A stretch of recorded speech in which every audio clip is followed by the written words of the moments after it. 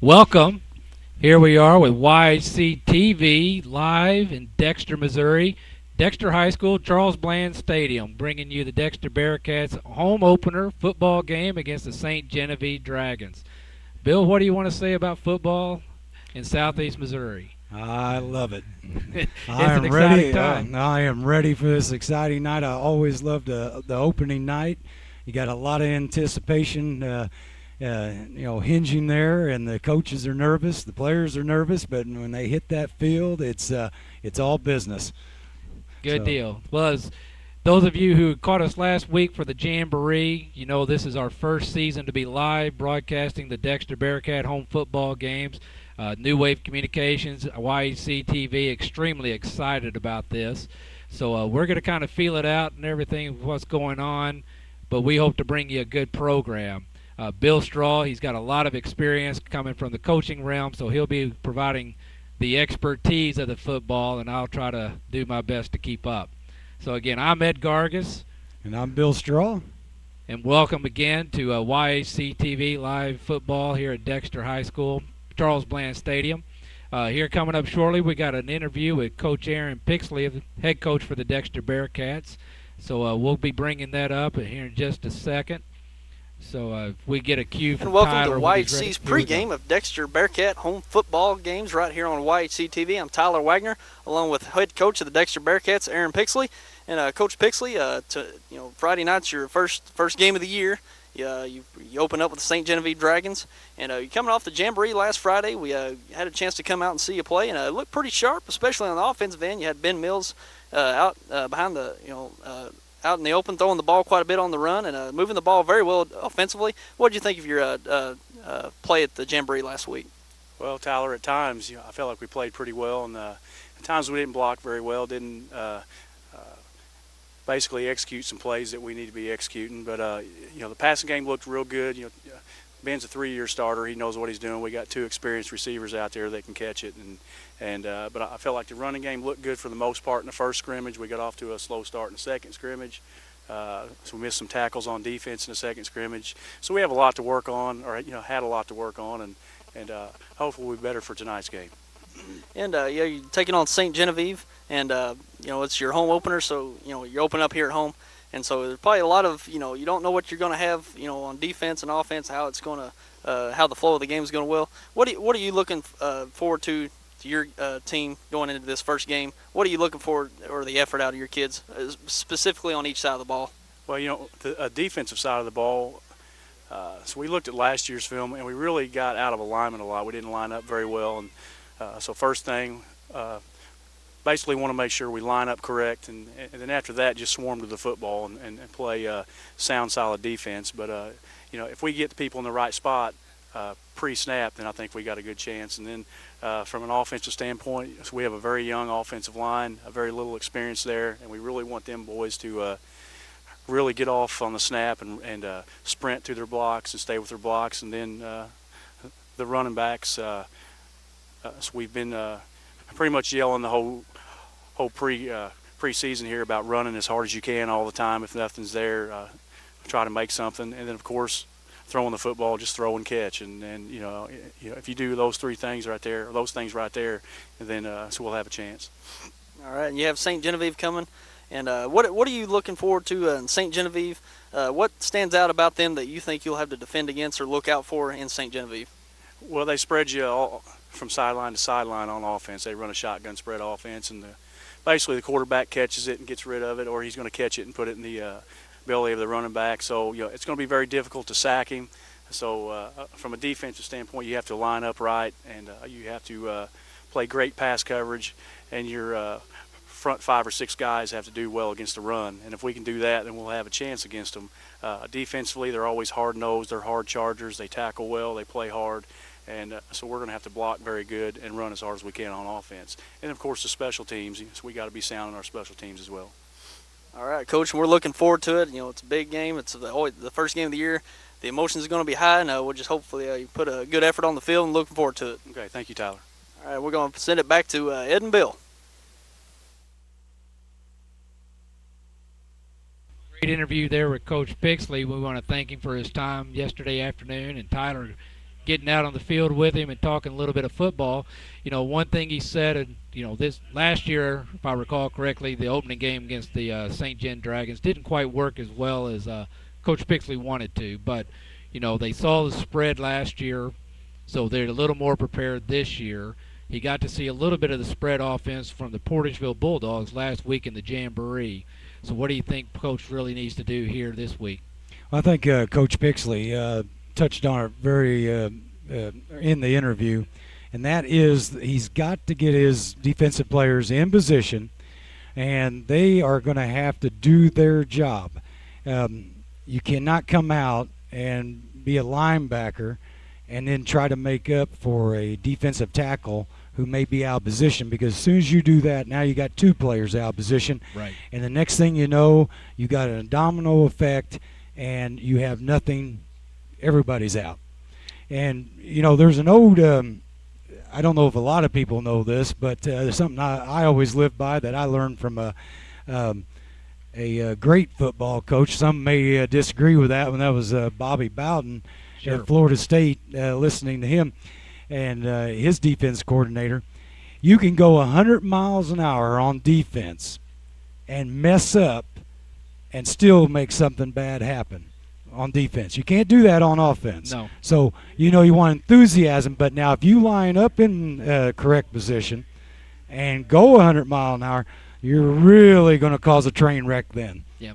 Well, you mentioned Coach Bobby Bowden. I believe in some pre-game conversation with Coach Pixley, he too's been down to the Florida State coaching clinic because, here in just a second we're going to take a break for the welcome and the we're good. So, but either way, because he has been talking about all of our conversations with Coach Pixley is we got to run hard, we got to play hard, not just for a couple of downs at the beginning of the game, but the entire game. Mm-hmm. That we're going to have to, these kids or this year's team's going to have to learn how to hang in there through the entire game, keep playing hard, and then they'll pull some games out in the end. Because last year, it was feast or famine. I think they won their 4 games last year by an average of about 20.5 points, but they lost their 6 losses. They averaged giving up about 30. They lost by about 30 points. Yes. So, that's not characteristic of a Coach Pixley football team. So he knows they got to do things a little bit different. But he's got a little more experience coming back, even though he keeps talking about all of his youth.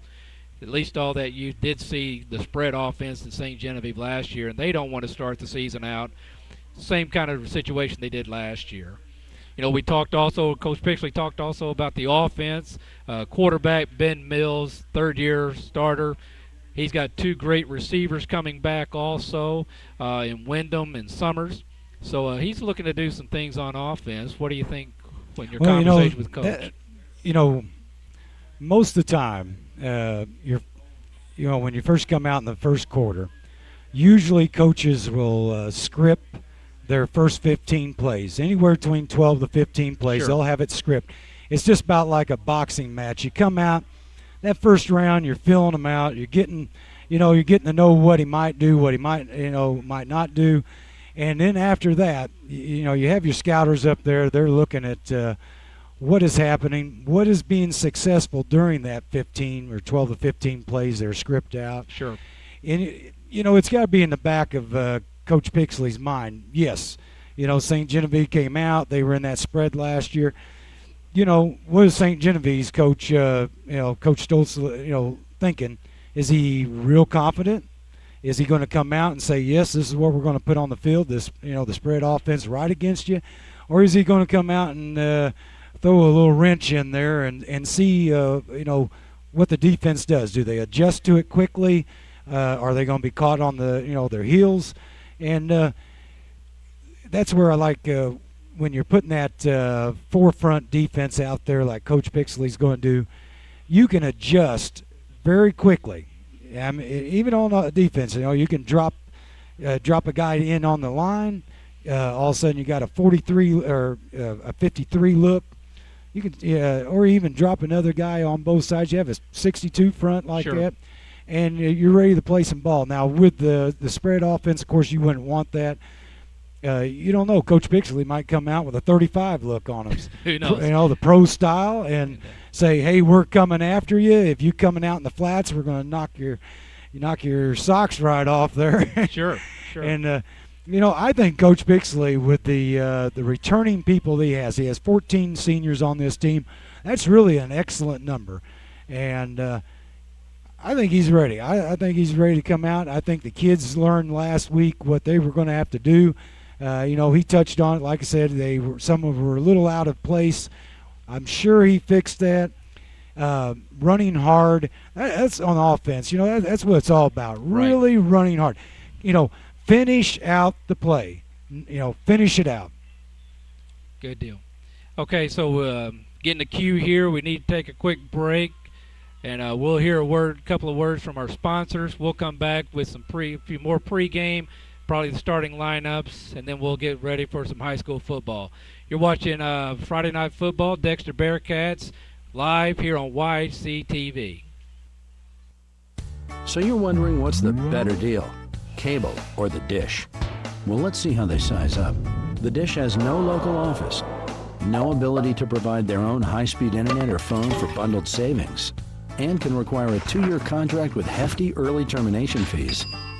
Cable, on the other hand, has local offices, its own high-speed internet, and phone services with a lot of great features.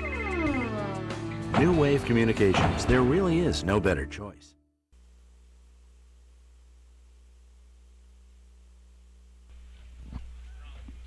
Okay, we're getting ready to have the Dexter Bearcats getting ready to run out onto the field here. You see them right there huddled up on the south end of the football field. We're going to take a quick pause as the Dexter marching Bearcats play the national anthem. This 2009 Dexter Bearcat football season is just about ready to kick off, and we are looking forward to an exciting night of football on YHC TV live. And it's a beautiful night here at Charles Bland Stadium. It rained a little earlier this afternoon, late afternoon, but the rains are gone. The skies have cleared. I think it was a little buggy in the press box, but I think out on the field it feels a whole lot better. Yeah, I think it was just enough to settle the dust. And just a reminder out there, we're streaming this live on the internet, yhctv.com. And there's your your football Bearcats running onto the field. And they are excited. They're pumped up and ready to go, Ed. Absolutely, absolutely. So they're out the middle of the field now with officials, and we'll soon find out which end will be defending and who's going to have the ball first here.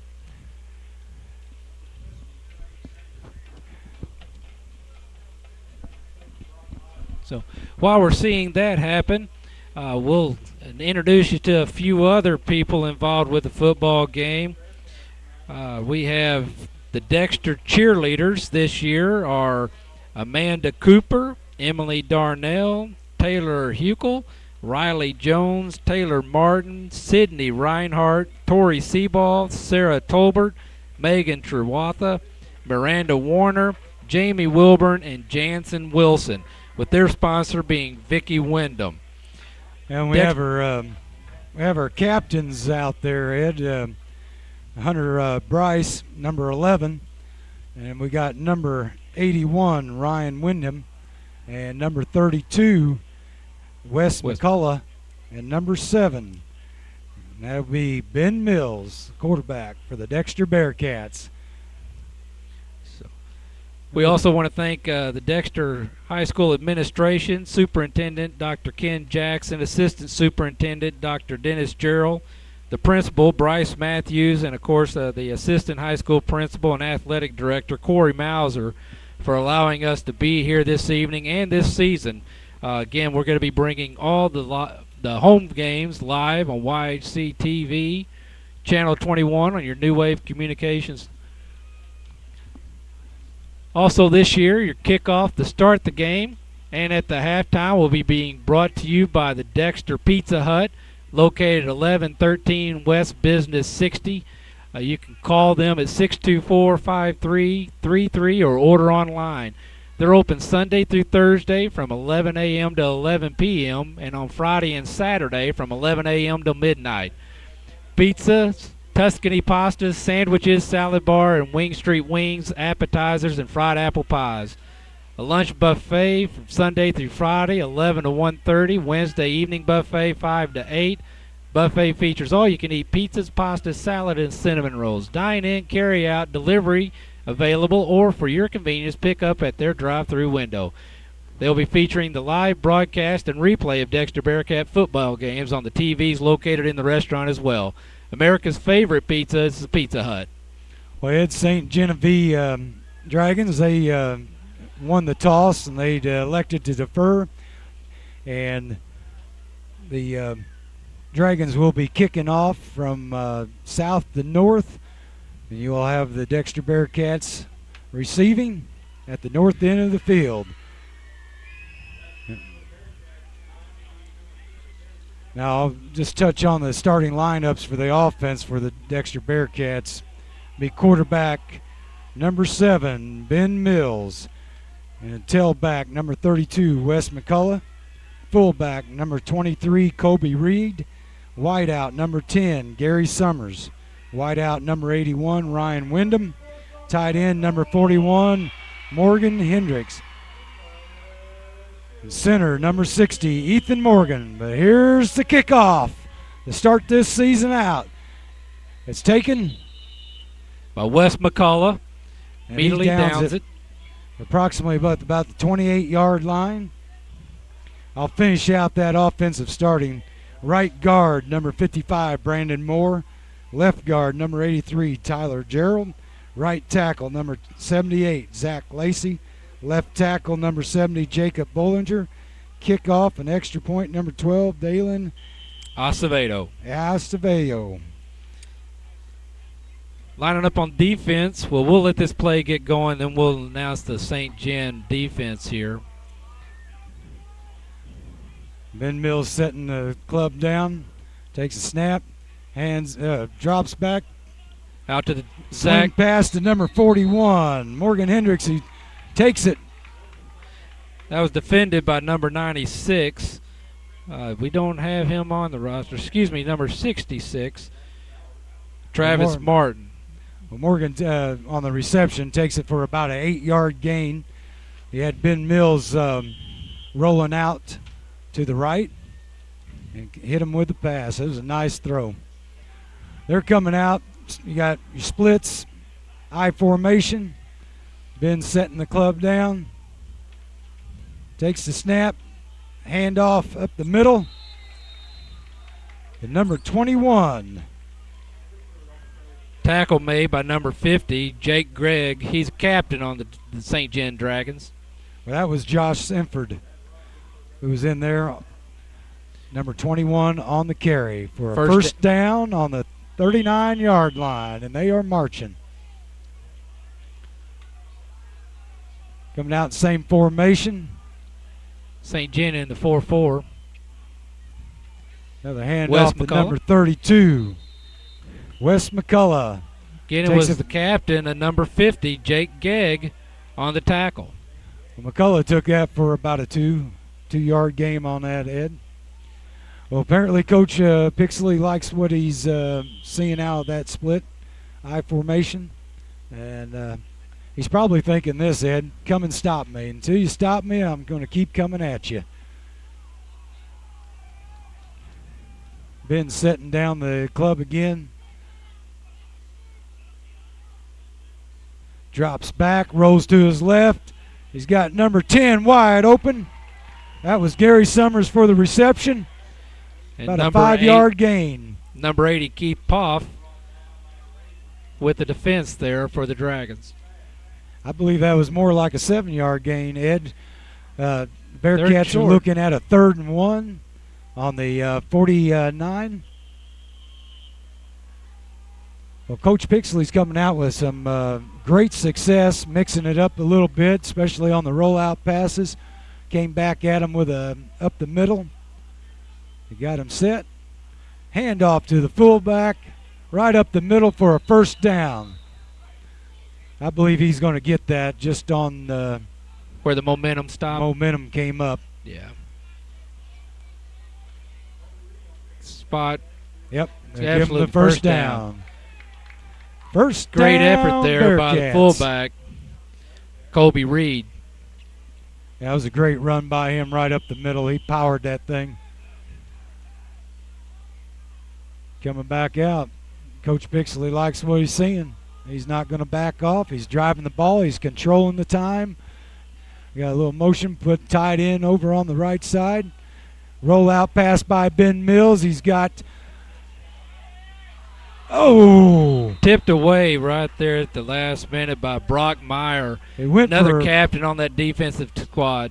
Well, Ben saw Ryan Wyndham not exactly wide open, but he had a good step and a half on the defense and just about pulled that in. And I think last week we saw Ryan pull an incredible pass in the end zone. Yes. So he definitely has some great hands and has the capability of making anything happen. Well, we're setting at 2nd and 10 on the 50-yard line. Coming back out, you got a strong formation to the right. Little play action. McCullough hit right as he crosses the line of scrimmage by number 73 and number 70. Well, I like that little play Michael action. Herman and Travis Nager. Number 70, Travis Nager, he's a captain on the Dragons as well. What Ben did, he came out, gave a false step like he was going to roll out on a shallow rollout there, turned right back around and handed off to Wes McCullough, and he got about a yard out of that carry. But that's just something to mix it up with, and you need that. Ben dropped straight back, 5-step drop. He's got Ryan Wyndham wide open.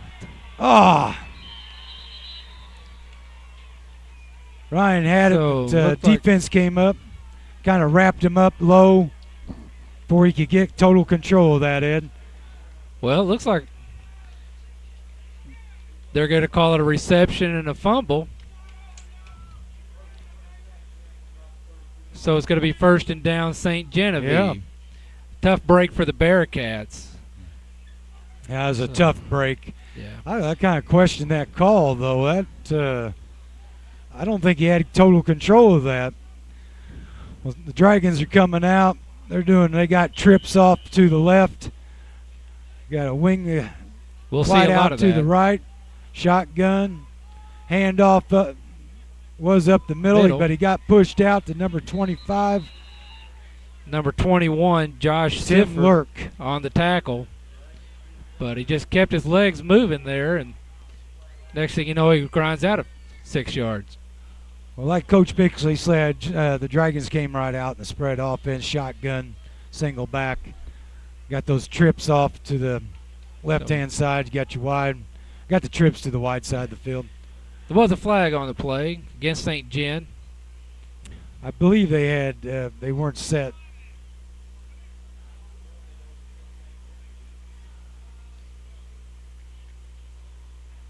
I'll give the call here. Yeah, illegal motion against St. Genevieve. 2nd down.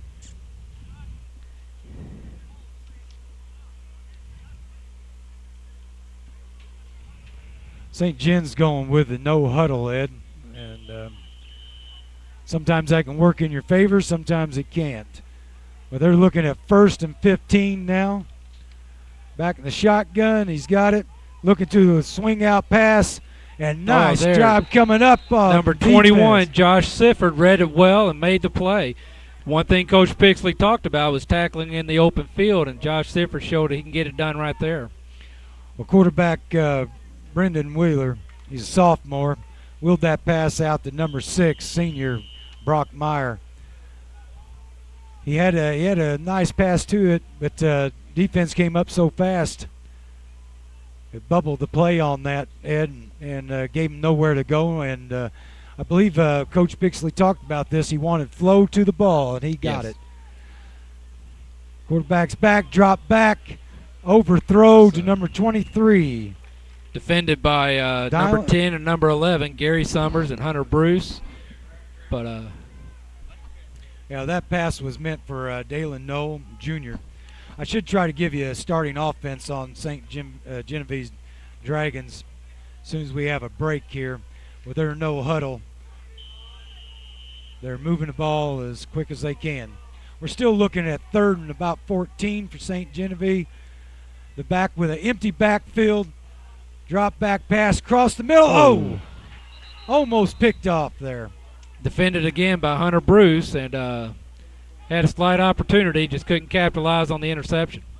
Well, quarterback, the sophomore quarterback, Brendan Wheeler, went for, I believe that was Tim Lurk again.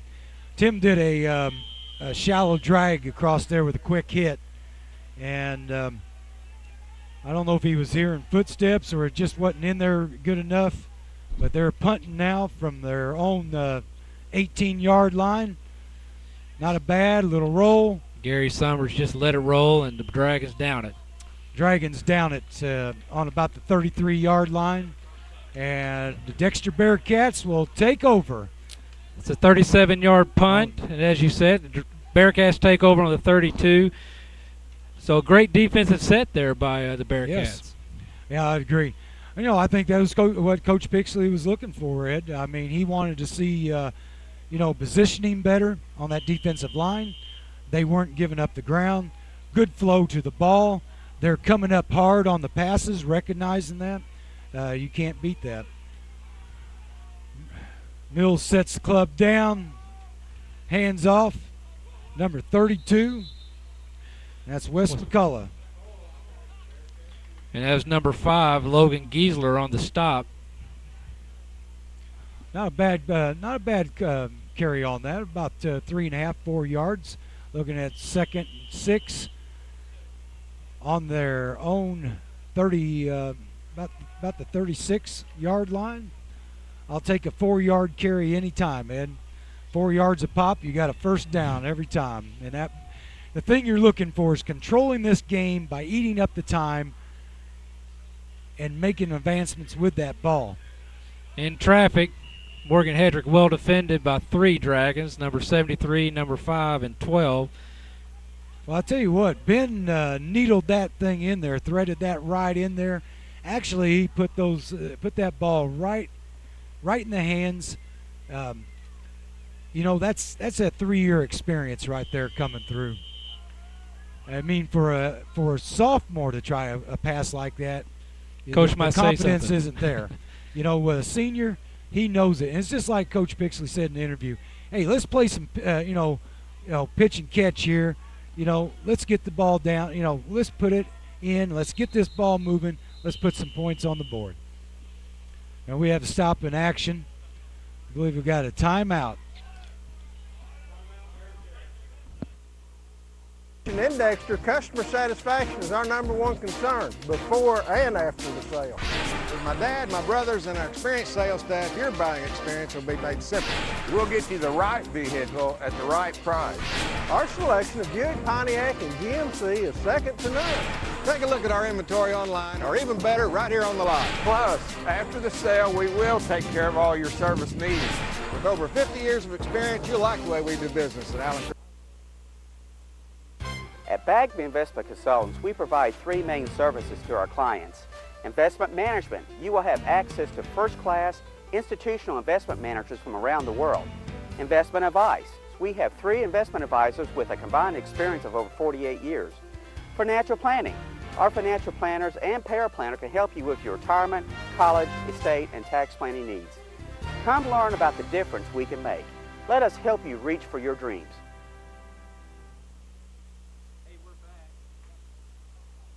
Bearcats come out of their timeout. Dragons getting their helmets on. Go ahead, Bill. Sorry about that. No, I jumped on you.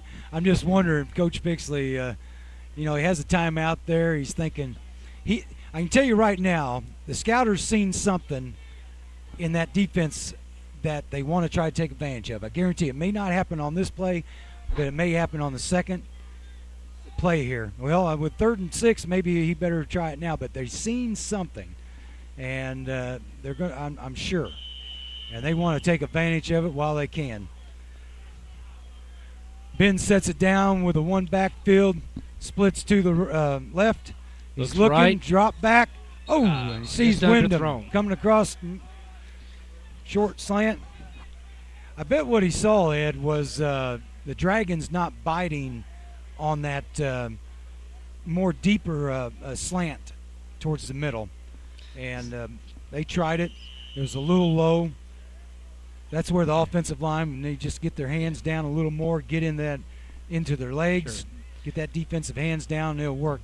Because now the offensive line is controlling that defensive line pretty good. And with a 4th and 7, the Bearcats line up for a punt. Yeah, Ben Mills back to punt the ball from his own 21. Got plenty of time. Not a bad punt. Dexter Bearcats are going to down it on their 34-yard line of St. Genevieve Dragons, where St. Genevieve will take Tyler the Bachelor ball. there with the kick. A 30-yard punt there by Mills.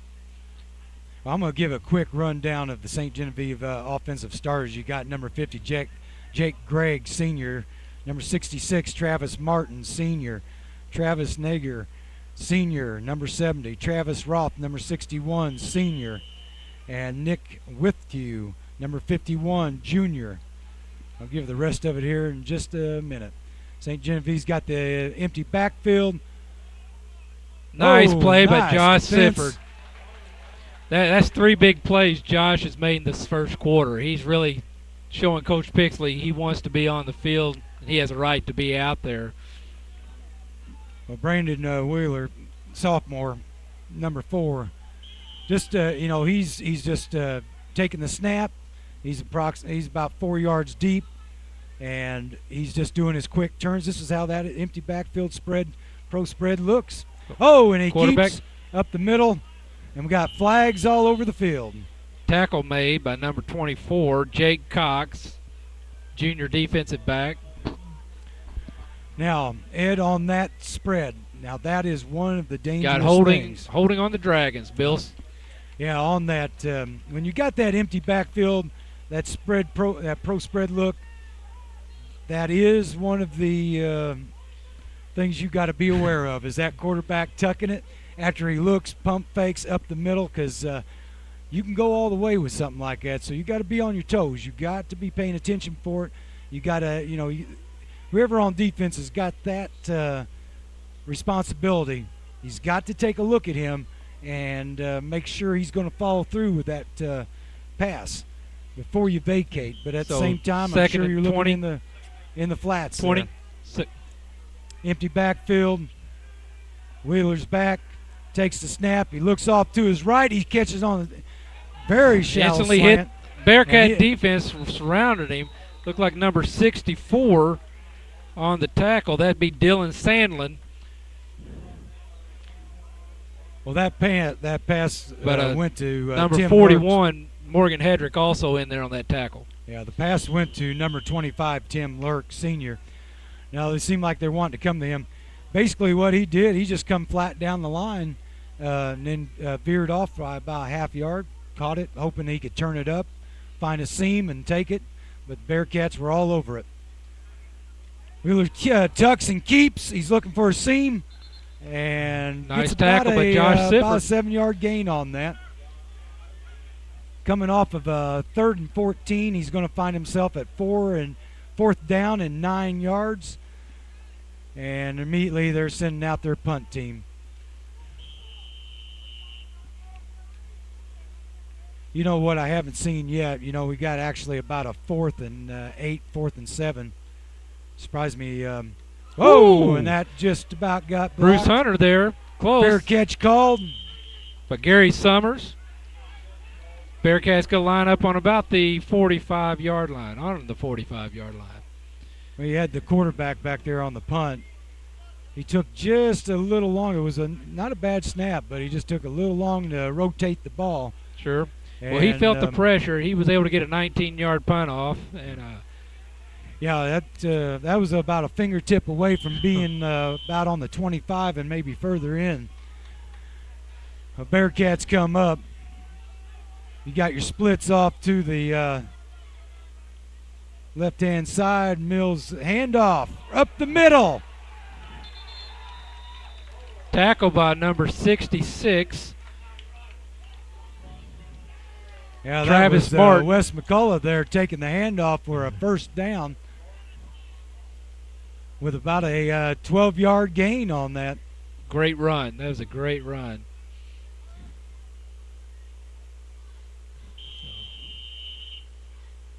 Okay, Ben Mills, he's going to be setting the club down. First down and 10 on the Dragons. Coming out with a 4-4 spread again. 44-yard line.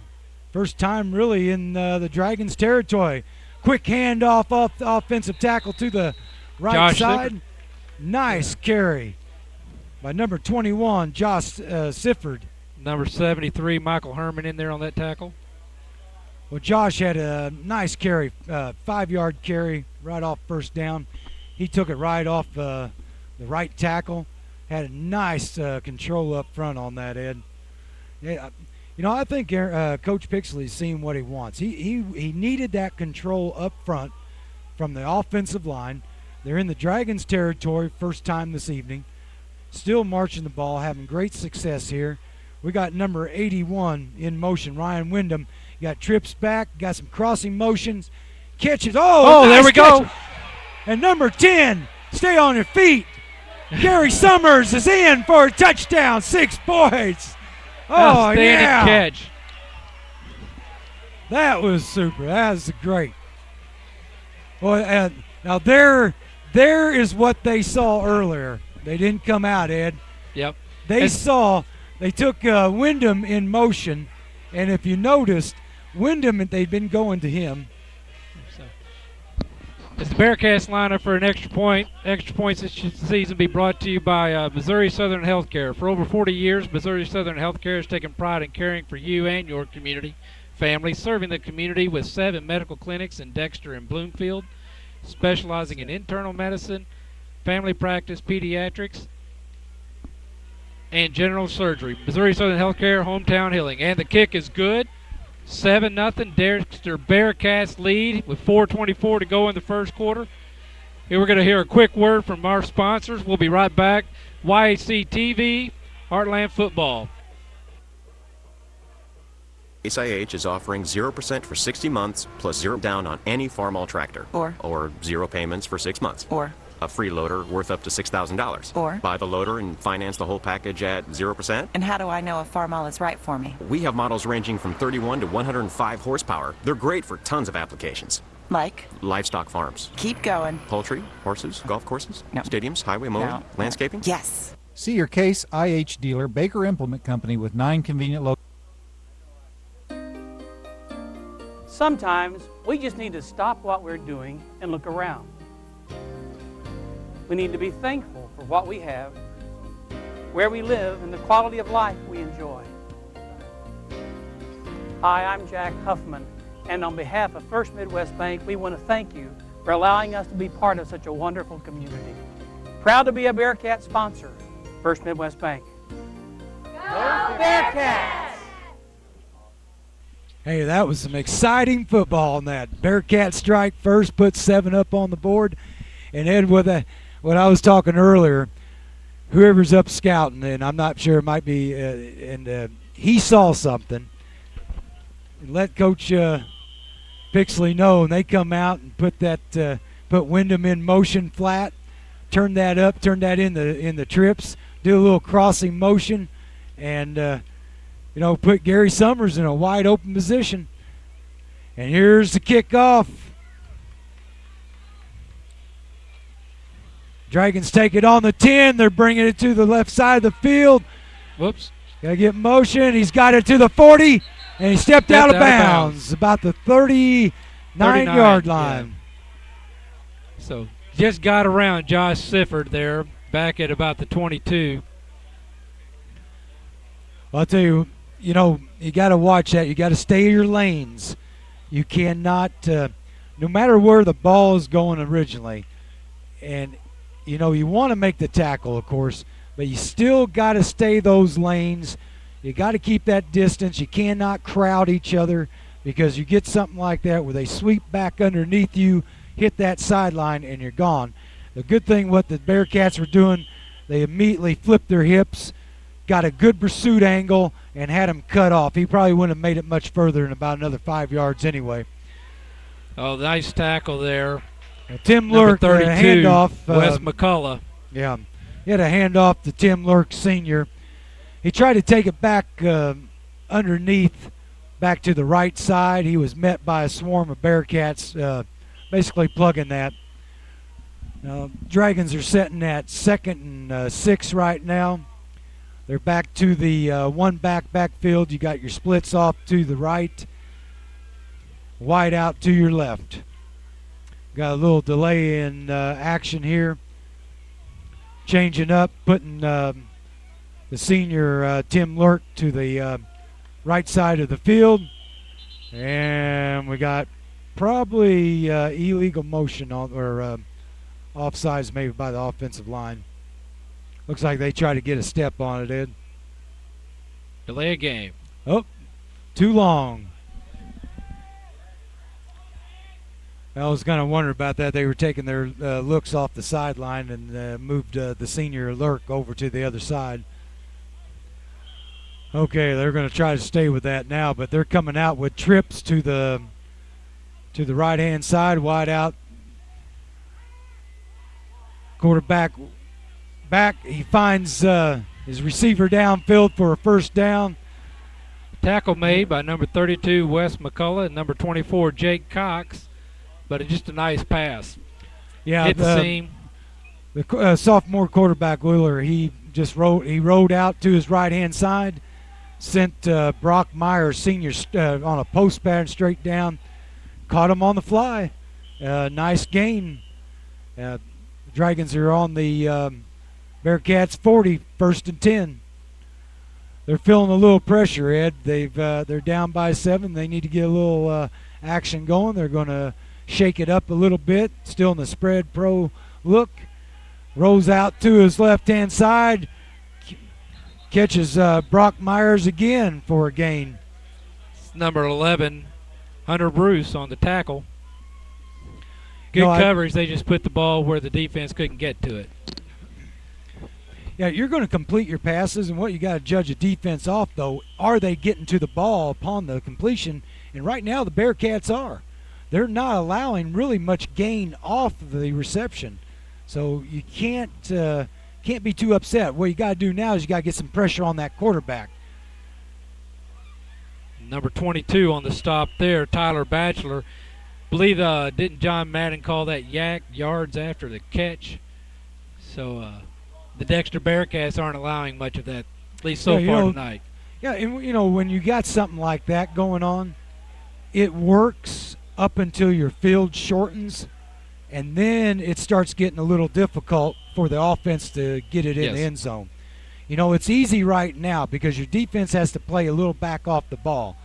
But here's the pressure on the quarterback. Oh, and that's what you got to have. Great pressure there by number 81, Ryan Wyndham. Now, Ryan played that great. He kept that quarterback to his inside. He rushed the quarterback from outside in, leaving that quarterback nowhere to go but into the middle where he's got his, his backup, basically, call of his cavalry. And, where's he going to go? He's only got 2 choices. He's going to take the sack or he's going to get it. He's going to have to tuck it and run. They're still staying in that. They got trips off to the wide side of the field. Wheeler takes the ball.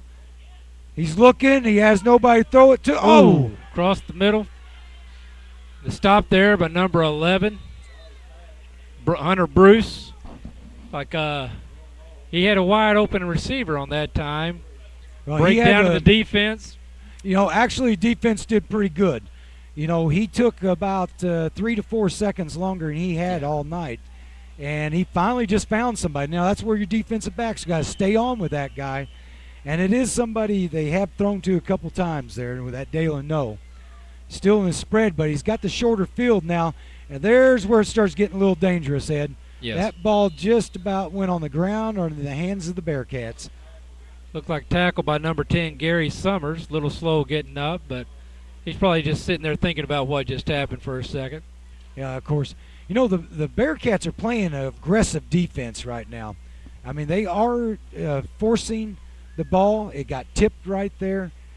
And eventually what's going to happen, you keep this going and keep it going. It may not happen in the first quarter, may not even happen in the second, but by the time that fourth quarter comes around and you keep that intensity, you keep putting that pressure on, something bad is going to happen to that offense. You're going to get one mid-stride because, Ed, if you intercept that ball at that point on that 5-6 yard line and in that spread offense, you only got the quarterback there to pursue that, and he's going to be out of position.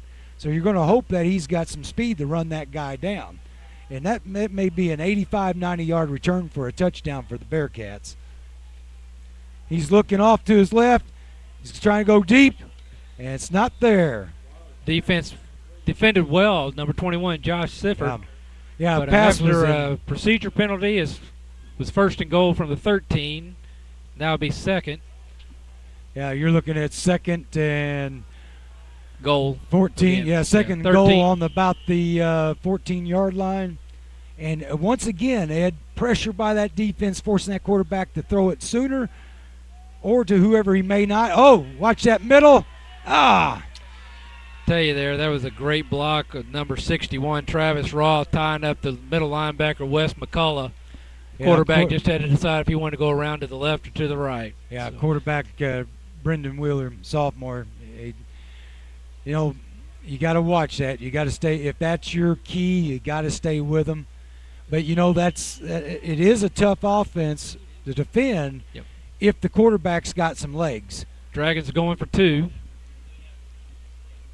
But that is the one time, even though the defense shortens the field, you got that shortened field, that can be dangerous because you're only looking at about 10 yards to run. And, their quarterback seems to have some speed to him. He's looking for the two-point conversion. That two-point conversion brought to you this evening by Missouri Southern Healthcare. For over 40 years, they've taken pride in caring for you and your community, serving the community with 7 medical clinics in Dexter and Bloomfield, specializing in internal medicine, family practice, pediatrics, and general surgery. Missouri Southern Healthcare, your hometown healing. And with that, we'll take a quick break and hear back from a couple of our sponsors. At MHJ Insurance Agency, you are a valued customer and friend. We still believe in old-fashioned service and can help with all your insurance needs. Auto, home, boat, business, farm, life and health, just to name a few. Protecting your hard-earned assets is no child's play. We'll work hard to find you the best coverage at the best price. MHJ Insurance Agency, modern technology with old-fashioned service. Free quotes, free service. I'm a full-time wife and mom, and I also work as a substitute teacher. You can see why it seems impossible to get a college degree, but with Southeast Missouri State University's regional campuses, it really is within my reach. I can get a degree without leaving my hometown, and that's important when you have a family. Getting a college degree isn't easy, but Southeast makes it convenient. Back down the seam. Nice return by number 10, Gary Summers. That was about a 30-yard return on that, Ed. I think he took that on about the 10, 15, about the 10-yard line, returned that to almost the 40. So the Bearcats could be lining up about the 39 with 1:27 to go in the first quarter. Bearcats down at the moment 7-8. But Ed, actually, Coach Pixley was thinking this was going to be a tough or an exciting game, a tough game, but certainly feeling very positive about taking the win. So, I believe he's not surprised on what's going on. I think he should be very happy. Oh, nice inside slant back to Wyndham. Wyndham's got it, and he's on the run, and he's taking it with about a 20-yard, 22-yard gain by Ryan Wyndham. Oh, Ed, that was a great Wyndham. What he basically did, he just come out hard, came back with a shallow slant on that, caught that ball in stride and found the seam and gained 20 yards on that. Took it to the Dragons' 39-yard line. Now looking at 1st and 10 from the 39. and they've got to be very excited about what's going on here. Quickly snapping back after a score by the Dragons. Mills sets him down, handoff up the middle. No fooling number 50. That's the captain, Jake Gegg, the senior, wrapping him up right there at the 40-yard line as we tick down to 47 seconds left in the first quarter.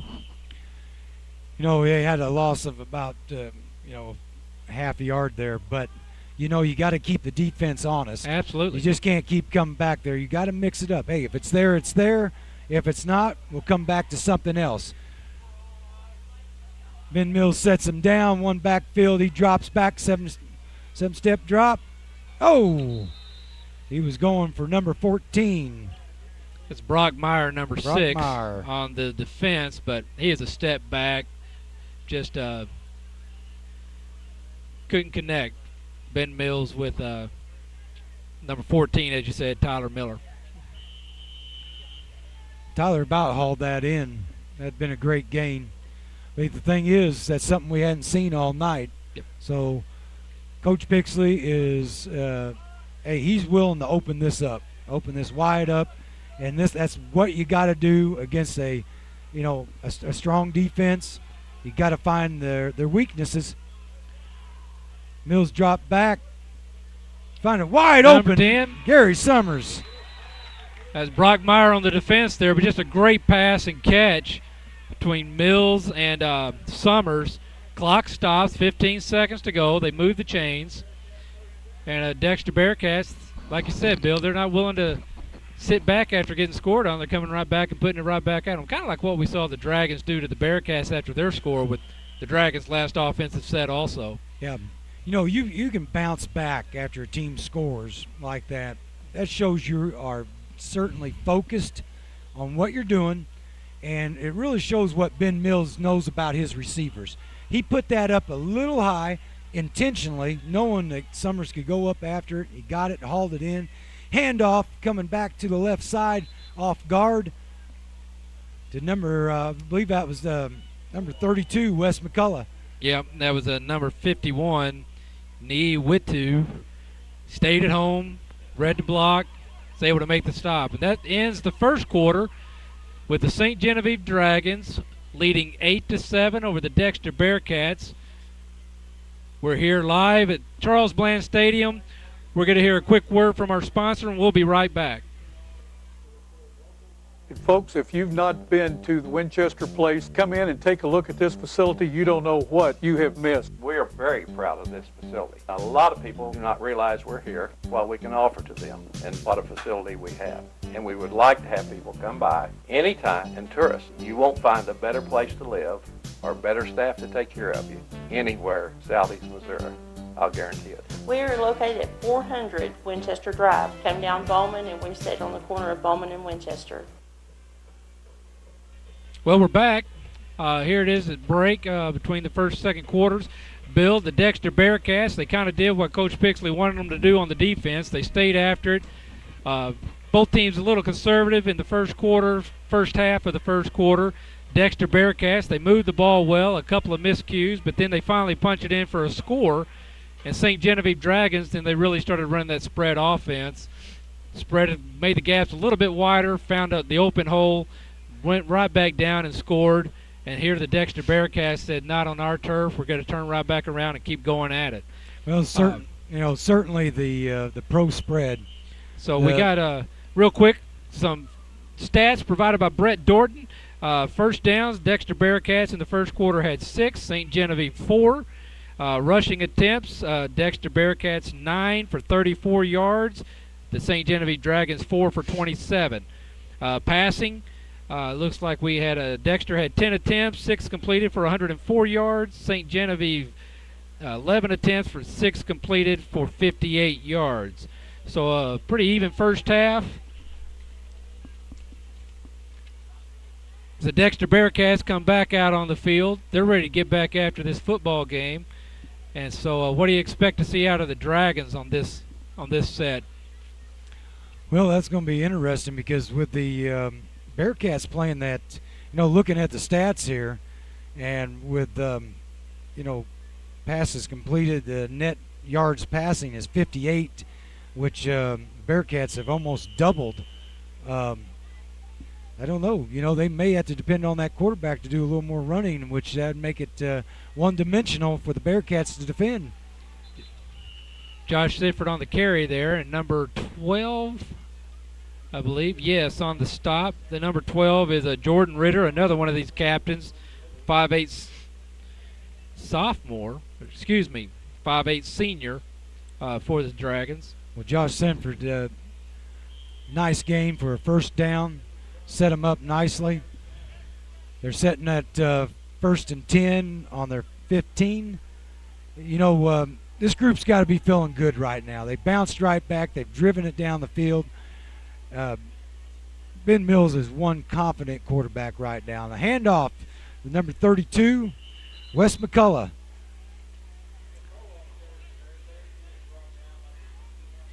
West takes that for about a 2-yard game. We're going to leave him at 2nd and 8. About on the 13-yard line. I believe Coach Pixley's they're sending in a little bit of a change-up. Might get a little exciting here. He might be interesting to see what he comes back with him. At him with. Ben Mills, he's taking a look at the defense. Sets his club down. He's under center. About a 3-step drop. Quick release. Well, they were wanting to do a quick hit on that, Ed. To the corner. And I think just Gary kind of overflew a little bit. Well, Gary Summers, he knew it was going to be one, but I think it got just a little quicker than he thought. Yep. But it was just a little more distance on that, and I'd say Gary's probably got another touchdown to his name tonight.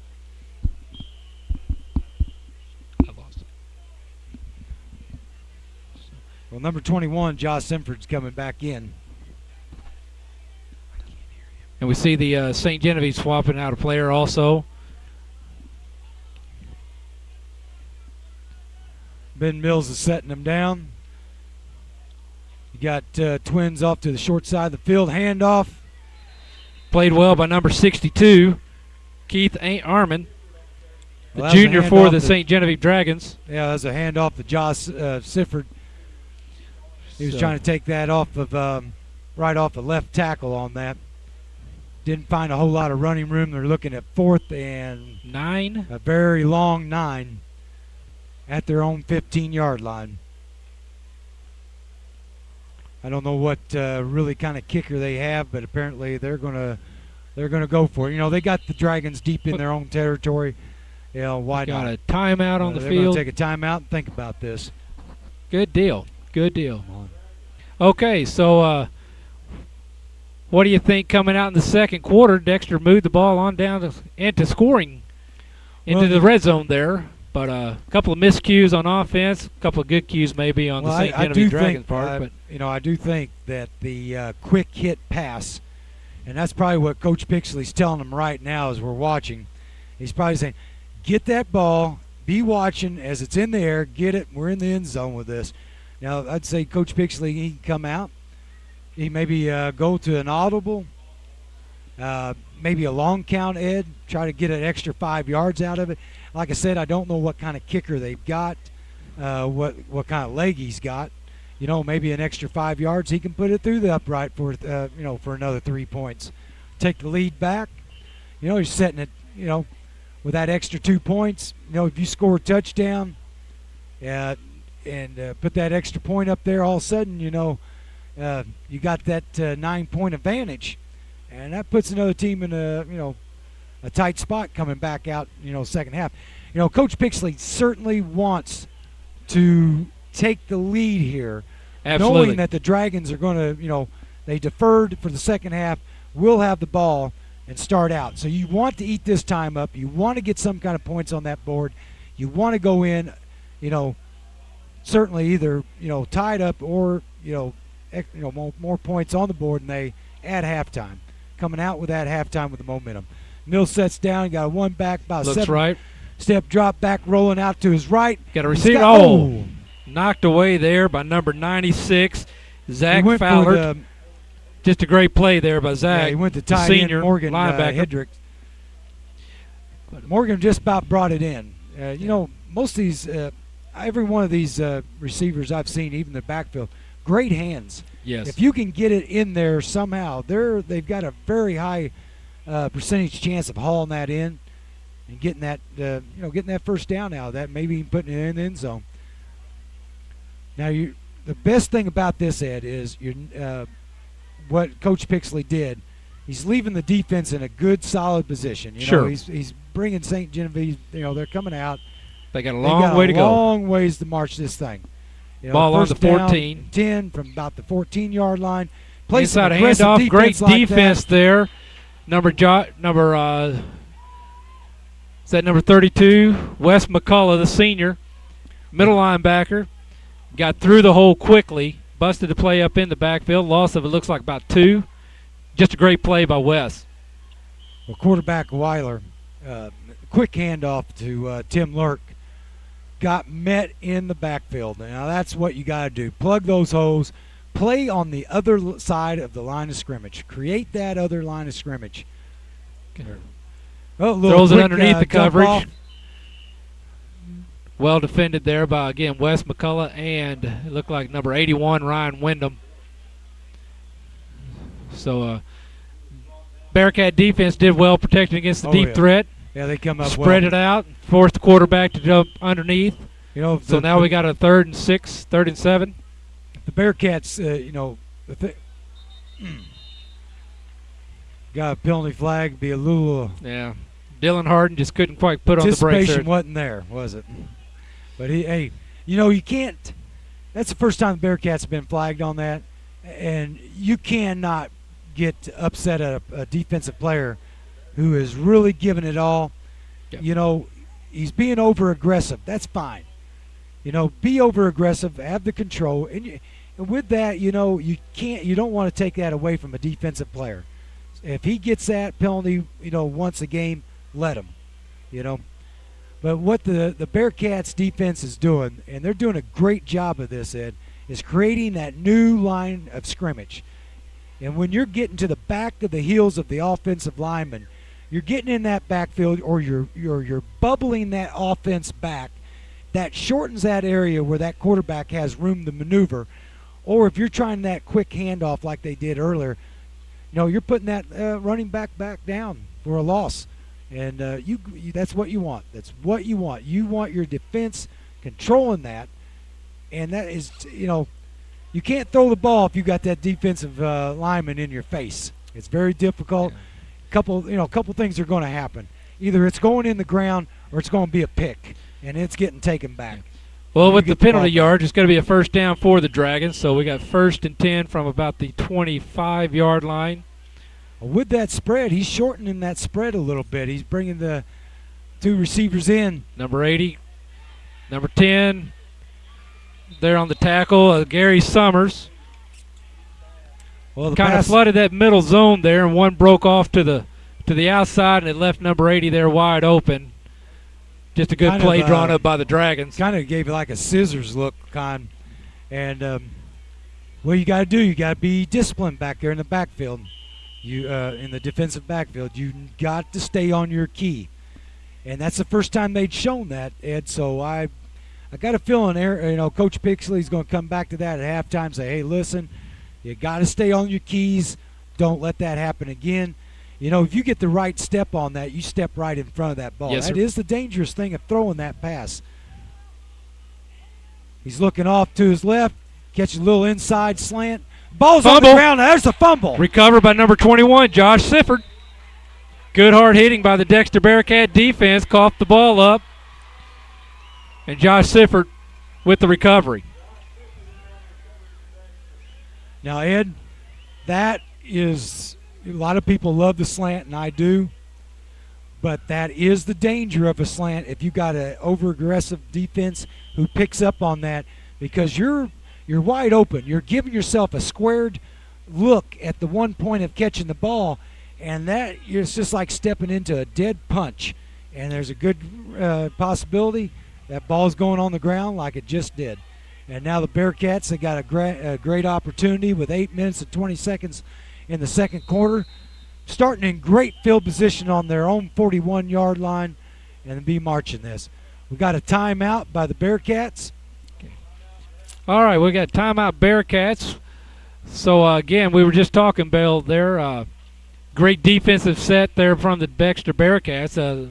Dragons were able to complete a couple of passes, but as Coach Pixley talked about before season, leading up through the preseason into the Jamboree, we got to play hard every play and not give up and keep playing throughout the entire game. And so far, the Dexter Bearcats are able to do that, and they've just created an opportunity for themselves by doing so.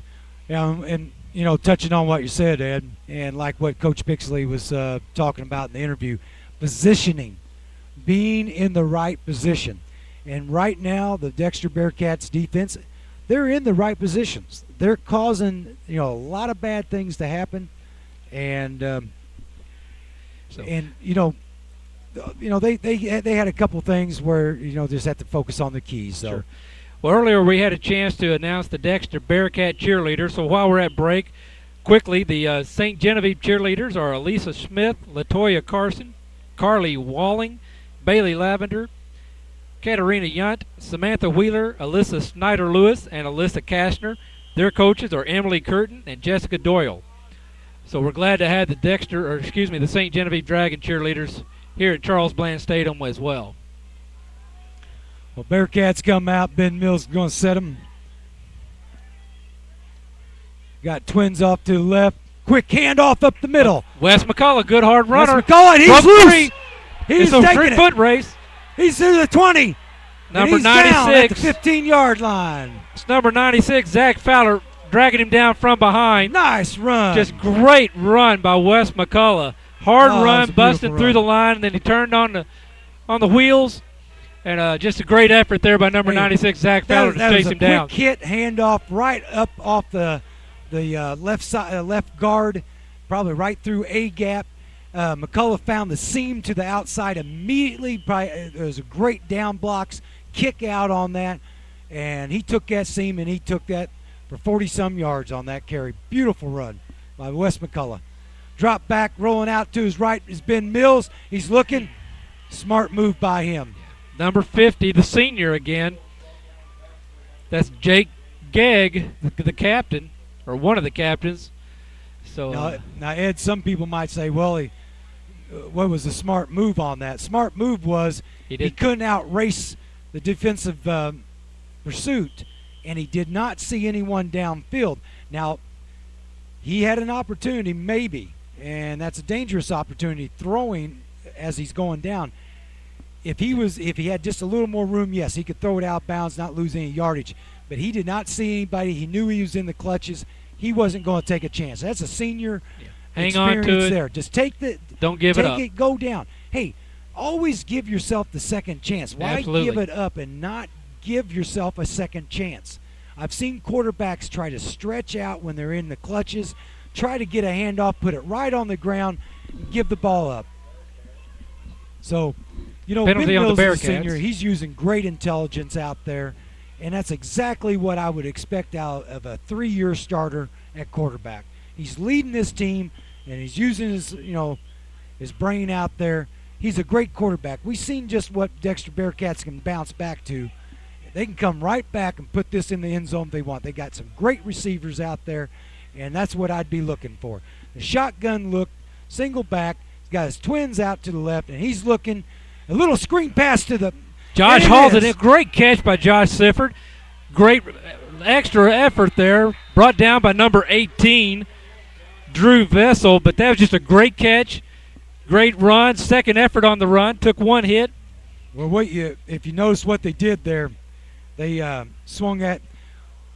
If you notice, they ran a little outside screen. Because if you notice, the defensive linemen of the Dragons come through there really easy. There was about a second pause, long enough to set them up. Did a little swing out screen pass to the left, and Josh Simford took it and got themselves back to a third and about 11 from the 18. And on about the 20-yard line, 18-yard line. Still in a great position to get some. Oh, over his head. He's going to try to get that back. think And the I'll tell center you the just truth, knew that's something probably great was going to happen on that play and just a little excited on the snap. Yep. That's probably be the biggest mistake the Bearcats made all night so far, which has been none. And the thing people got to, people have to keep in mind when you go the shotgun, that is going to happen, maybe about 1 out of every 30-some snaps. And, you got to live with it. You got to take your chances to have success on that, Ed. And you cannot live carefully all the time. There's got to be a little danger involved. So now with a 4th and 18 from the 25. Well, they're going for it. Ben sees Across it. the middle. Oh, he threaded it for in number there. 10. Defended well by the Dragons. Number 12 coming up with the ball, but it was not an interception. Yeah, the pass was meant for Gary Summers. And Gary about pulled that up off the ground. He was, Ben threw that intelligently. He threw it at ankle high. Had number 36. No way it could be intercepted. Yeah. Number 36, Gary's an Corey experienced Bollinger. Receiver, a good receiver. And he just about scooped that right off of there, off his shoelaces. Would have been a great gain. But it still doesn't put their defense in a bad position. No. The Dragons are starting off from their own 25. They've got a long ways to march, and the way the Bearcats defense is playing, the Dragons are going to have to earn every yard on this drive.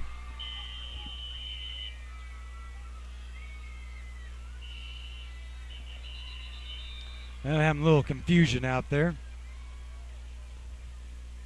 Of course, the Dragons, they were starting out in that pro spread. So shotgun look. Offsides lined up, offsides apparently by the Dragons. I think the wideout may have been in the neutral zone there. Yeah. The thing we got to take in consideration as the game does go on, you're going to have a little fatigue out there. With fatigue, you have a little bit of not laziness, but just it's going to take its toll. A little memory loss there. You might not be as sharp as when you first started. I believe what basically happened was the twin set or trip set they had out to the wide side. Somebody probably was not off the line like they should have. Quarterback keep up the middle and well defended by the Dexter Bearcats. Number 82 and number 22 on the stop there. 82 being Dylan Harden. Well, helped out there by Tyler Batchelor. Bearcats probably thinking, Ed, okay, you fooled me twice. You're not going to fool me 3 times now. Yeah, you bring that on. And they did a great job stopping that tuck and run by the quarterback. Weiler's rolling out to his left. Oh! About Ryan intercepted. Wyndham busting up the pass there. Just couldn't quite haul it in. Weiler rode out there to his left-hand side looking. He had a window of opportunity just for a second, but the Bearcats come up.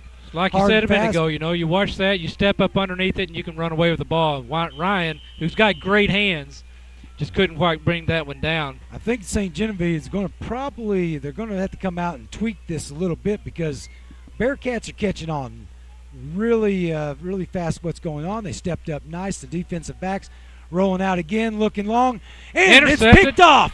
Stepped out of bounds. Number 24, Jake Cox with the interception. He's an excited junior.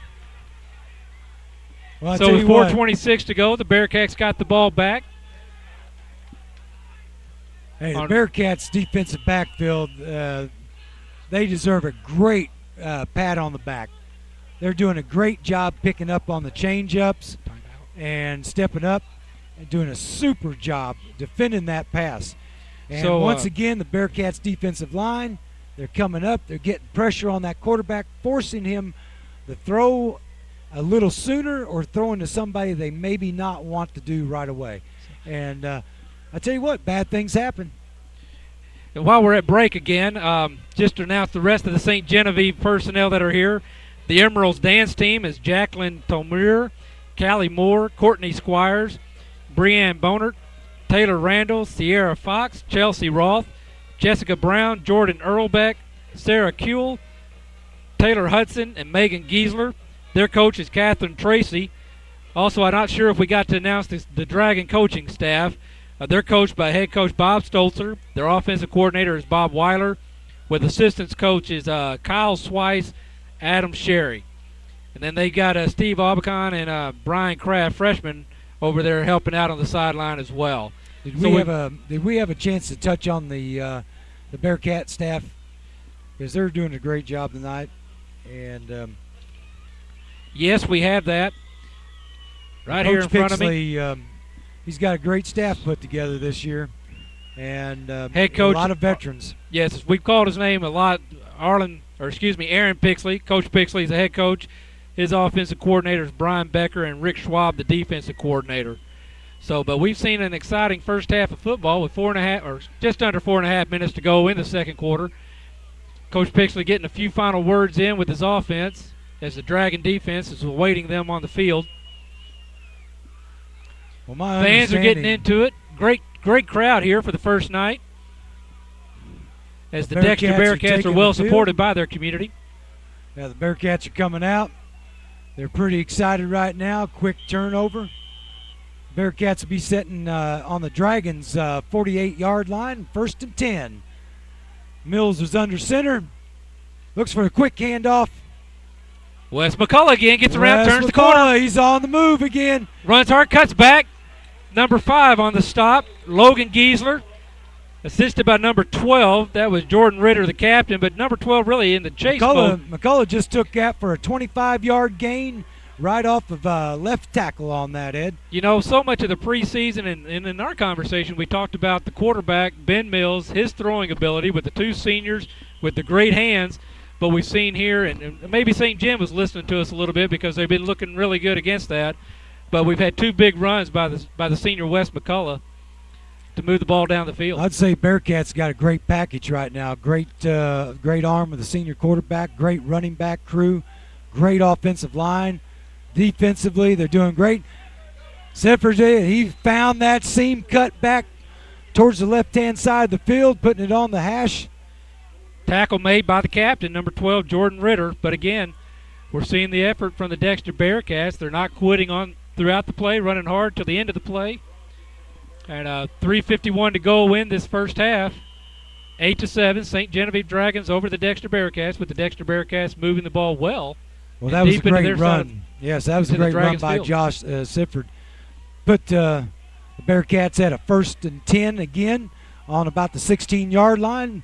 Ben Mills setting the club. He rolls out to his right. He's got win them all. Intended for Morgan Hedrick. Yeah, that was Morgan Hedrick. Yeah. Wide open there, just a little in front of him, though, but that's where you want to put that pass. Yeah, number 96, Zach Fowler, on the coverage there.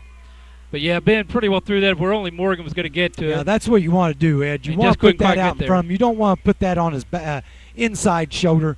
You want that on his outside shoulder where there's no possibility of an interception off of that.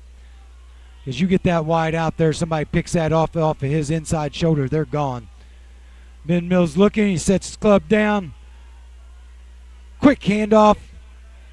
Sifford cuts it up the middle. Josh Sifford looking, coming off of right tackle, inside of the right tackle. Tackle made by the captain, fellow captain and senior, number 50. Jake Gegg, we've called his number and his name a lot. But just a great run by Sifford again. Yeah. What I'm seeing is Sifford he's really all the running back crew, they've really got a nose to find the alleys there. And they're finding them quick on that, Ed. And with the cutback ability these running backs have, that's a dangerous situation for a defense. You better fill your lanes, and you better shut it down fast, or it's going to be 6 points in there soon.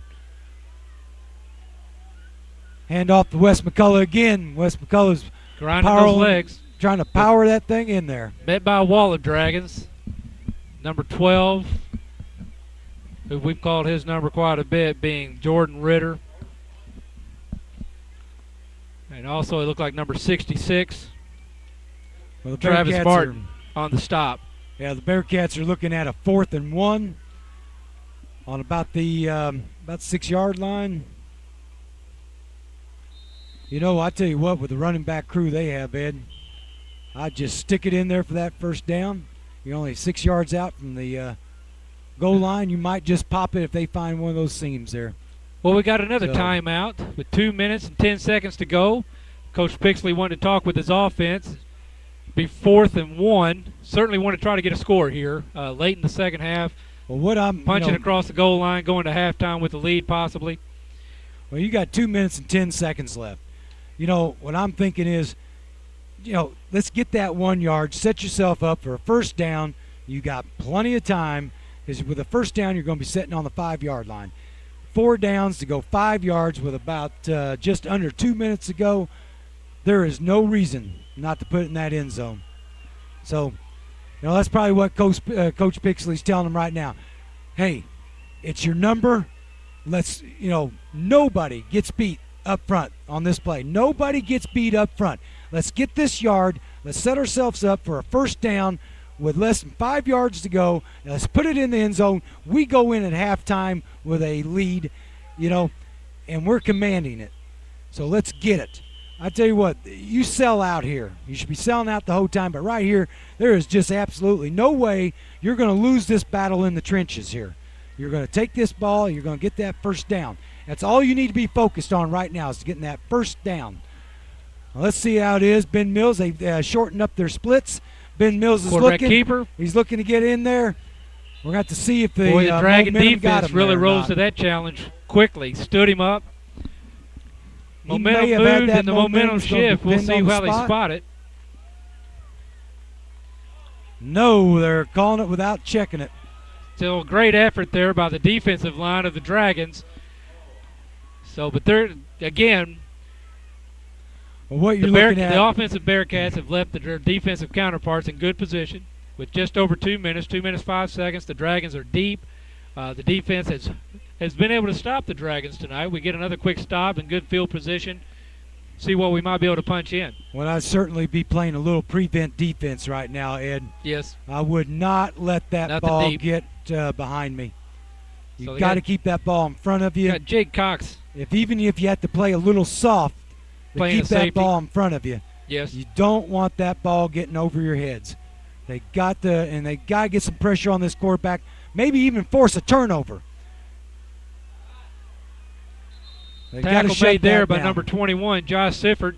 Jake Cox, number 24, coming up with the assist.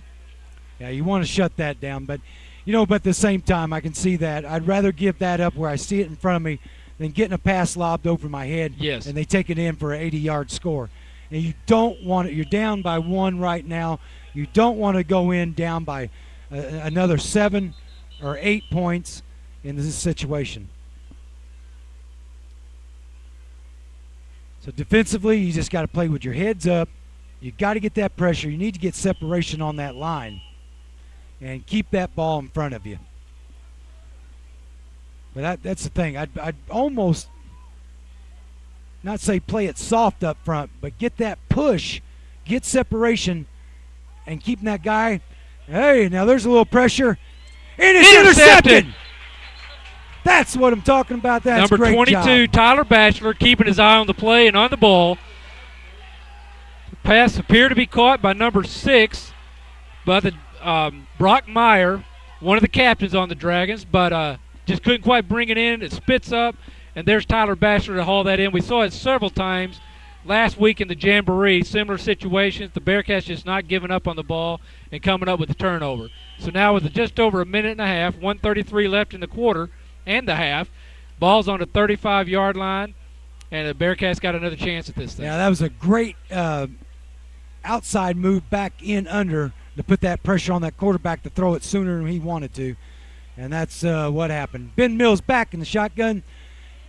He's got Wyndham wide open, and Wyndham pulls it in. The defense there by number 6, Brock Meyer. Nice catch by Ryan Wyndham. Right on the goal line almost.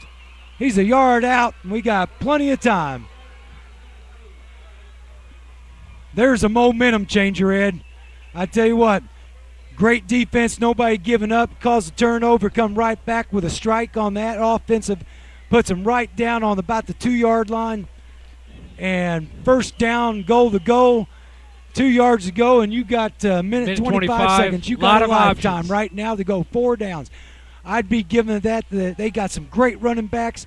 They're coming out in a power eye look, and they're going to shove it right down the Dragons' throat, and they want Wes that McCullough, 6 the points. power back. And they are probably in. Touchdown. Now, I'd like to know who ran that ball. That's Wes McCullough, I believe, on the run. That was all right. Wes McCullough taking it in. And that's great to see, too. He's racked up a lot of yards, run hard all the powerful first half. runner, powerful great to runner. see him get the chance to knock it in. Yep, powerful runner there. Looking at this, Wes McCullough had 19 yards just in the first quarter alone. But he's broken 2 in the second quarter. He's had to triple that amount just in the second quarter. He's looking at a 100-yard night tonight, and that is just super. I mean, if you come out with a couple running backs with a couple 100 yards, you know you're going to put a win up there. Well, they're lining up, and they're going for the 2-point conversion. Ben Mills back. He's looking. He's got wide open. And he's up. Gary Summers. Gary Summers hauls it in for 2 points. And that 2-point conversion, again, brought to you by Missouri Southern Healthcare. For over 40 years, Missouri Southern Healthcare has taken pride in caring for you and your family, serving the community with 7 medical clinics in Dexter and Bloomfield, specializing in internal medicine, family practice, pediatrics, and general surgery. That's Missouri Southern Healthcare, hometown healing. Well, now that's some exciting football, Ed. Great execution. I know Coach Pixley said, we came into this season, who was going to fill the shoes, who's going to fill the holes that we had. And I tell you what, I think Coach Pixley has found those guys to fill that holes. And I don't believe he has a leaky ship right now, Ed. I think he's got a very sound ship. Very sound. And he's got to be excited right now. Stay right on the course what he's doing. He's got a great mix-up on the offense. He's coming out with a strong, stern defense. And, what that computes out to is a lot of W's, and you've got to get excited about that. He's well, you got see to him be there. excited. Here, we can see down on the sideline. He's high-fiving his quarterback and his wide and we out. know Coach Pixley's not one to show too much emotion right off the bat. He's controlling himself, excited. but he'll hand out a high five. Oh, he's excited. These players are excited. He's excited. And you got to keep that momentum going.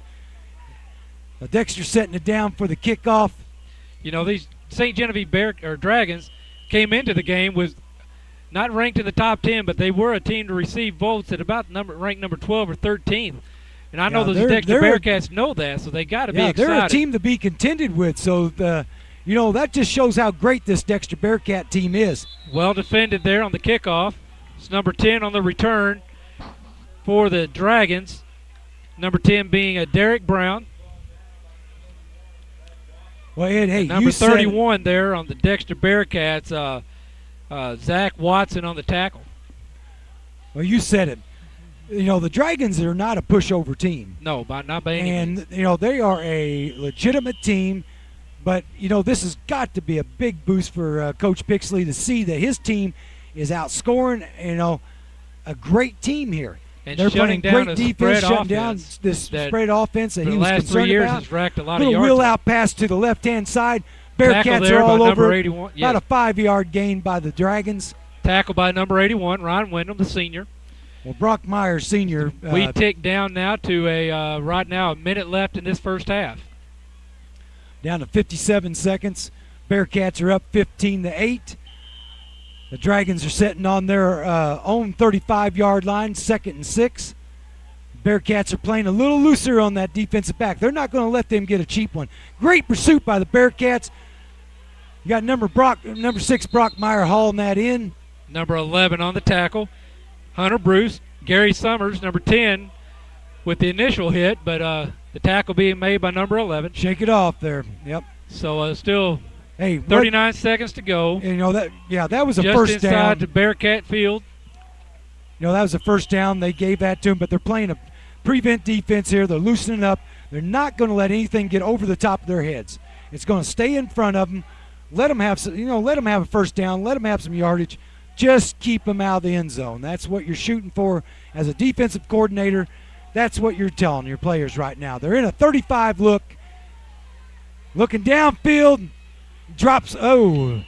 Pass intended for number 6. That was being Brock Meyer. again. And just couldn't haul it in. He felt the defense coming. Not going to say that caused him, but he may have been excited about thinking he had some yardage to catch or to gain. I think he might have heard a little footsteps coming up. But bottom line was he wasn't quite able to bring that one down. Well, what I see there was Coach Pixley. I hadn't seen it all night. And if it had been, I hadn't seen it. But 35 look on that, Ed. He's certainly in his pro defense, prevent defense there, and he's going to keep it all. He's coming back out with basically about 30. It's a 35, but it looks like a 30 just with the 3, but he's just got the outside linebackers back. Great pursuit by the Bearcats. I tell you what, they're doing a great job. Tackle made there by number 24, I believe, Josh Pinkley. Or excuse me, that's wrong lineup. I'm sorry, number 24, Jake Cox. Hey, Bearcats are doing a great job pursuing, Ed. They are doing a great job. They got great pursuit angles. And when you got some speed out there, you got to have those pursuit angles. You cannot have a helmet following a helmet. You got to open that up, stay your lanes. Hey, you can have the fastest guy out there, but if you got 5, 6 guys staying in pursuit lanes, you are not going to get that past them. And they're doing a great job. We got the defensive front line. Those guys are getting turned, flipping their hips, getting flat down that line, cutting that off. You got your linebackers, your defensive backs from the backside, doing your pursuit angles. You got your one guy staying home. And, as a defensive coach that I was, the one thing we told the guy that stayed home on the backside away from play was you did not pursue no matter what the situation until you saw that ball cross that line, the original line of scrimmage. Because there's really never been a play in history that after it crosses the line of scrimmage, it ever came back, because it don't happen. So then you flip your hips and you get going. You got a little swing pass out to the right-hand side, keeping it inside him. That's an excellent job. Number 10, Gary Summers, and number 24, Jake Cox on the stop. Number 10 with the first hit, and Jake Cox closing quickly to ensure the stop. But you see what Gary Summers did on that, Ed? Gary fought off the block on that. Okay, with 20 seconds to go, we got another timeout. Well, what Gary did on that, he fought off that block, forced that guy back inside of him, and forcing the runner inside instead of being able to go over the top where he wanted to go. And what happened? There's Bearcats there waiting on him. You're going to get that, but but understand, of course, that's exactly what Coach Pixley's wanting. He's wanting that ball to stay in front of his players. He does not want that over the top of his head. And they're doing their job. They're doing a great job. They're keeping the Dragons, from getting that long ball, getting that big play with a few seconds left. The Dragons are sitting on their 31-yard line of the Bearcats. They've got 20 seconds to drive this ball with a 1st and 10. Hey, and what we talked about earlier, if, the shorter that field gets for that offense, it gets a little more difficult. And we know how the only time they put that in on the short field was that quarterback keep up the middle. And I think the Bearcats are on to that one. I think so. I think so. Well, the Bearcats, they got their game plan. They're ready for this. Get these last few plays of the first half, second quarter done. And you know what I see out there also, Ed? I don't see any fatigue off the Bearcats. They're too pumped up right now. I see them slapping hands. They're ready. Yes, They're sir. pumped up, and they are ready to come after them. You got Nick Summers up there, and you got Tyler Wyndham up there, and they're keeping it right in front of them. Incomplete pass. 4 seconds off the clock on that play, so that'll be 2nd and 10 for the Dragons. I'm surprised actually that the Dragons didn't complete that. They're giving them some ground intentionally. The Bearcats are giving them ground, giving them a little breathing room, a little cushion, and it really surprised me. That was just a little 5-yard, post out there, and. Shotgun look. He's going to try to take it up middle, and nice tackle there by number 59 for the Bearcats. Well, you know who turned that back in? Wes McCullough. He did. He wasn't going to be fooled. He turned that right back into where he had help, and that was all to it.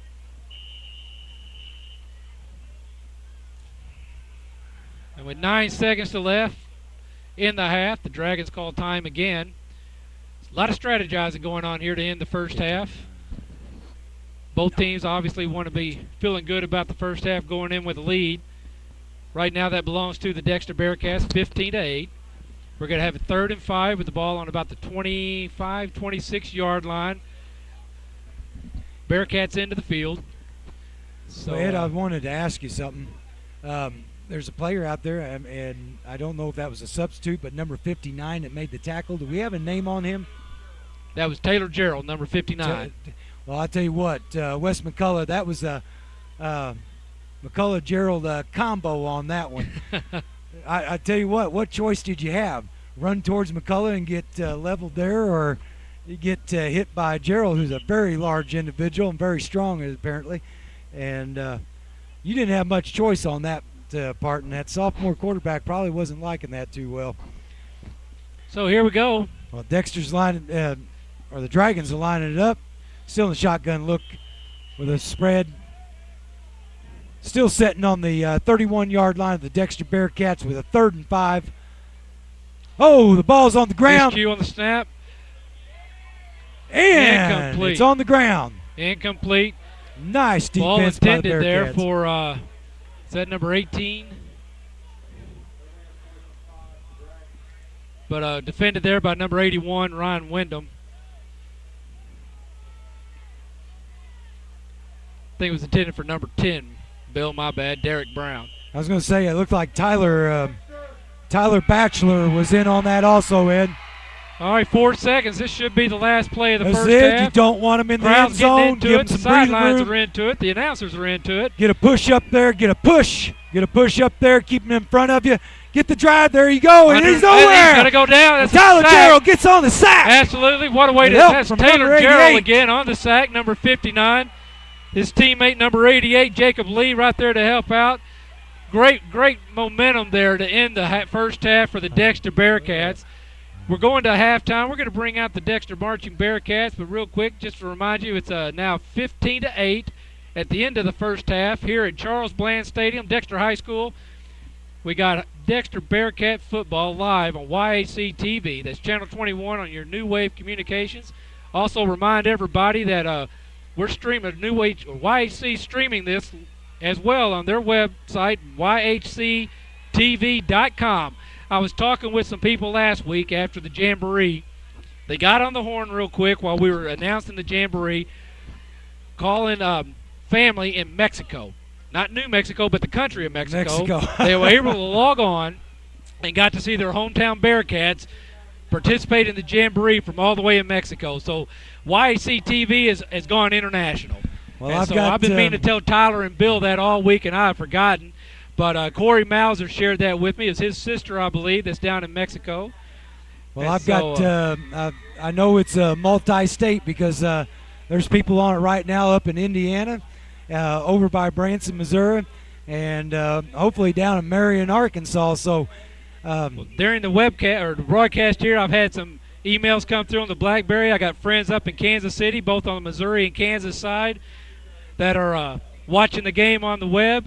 They're saying it looks great, sounds great, and they're very appreciative of Bill being here to help me out.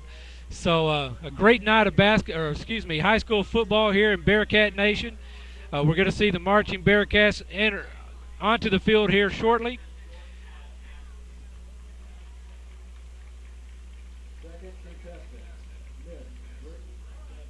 So we're going to take a quick break, and we're going to come back to the band shortly. So real quick here, we're going to take a word from our sponsors, and we'll be right back. All right.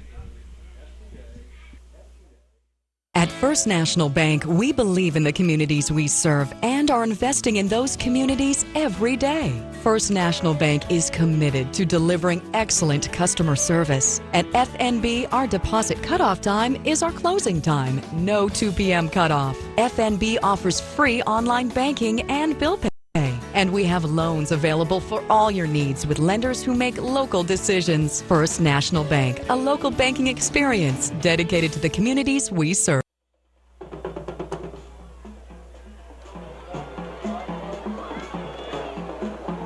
Good evening, ladies and gentlemen, and welcome to the Crossroads in Southeast Missouri, home of the Marching Bearcats. Tonight's show features selections from the Broadway musical Wicked. At the conclusion of the halftime show, the Bearcats will perform the vintage DHS fight song. So sit back and enjoy the sights and sounds of the 2009 Marching Bearcats.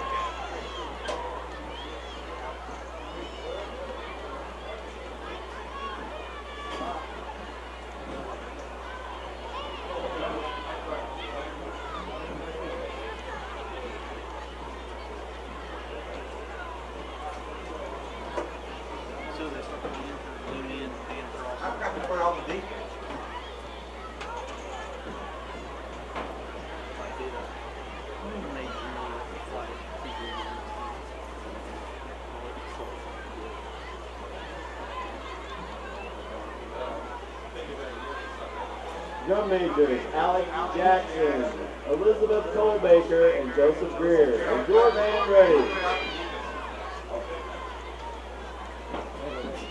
Dexter Marching Bearcats, you may take the field for your performance.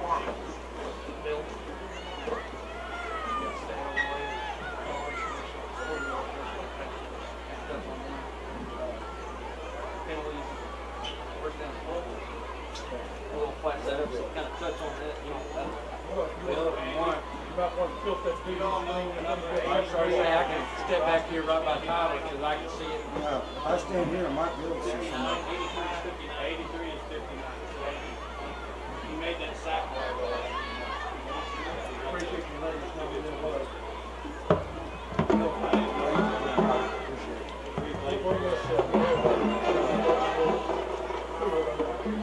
I know better.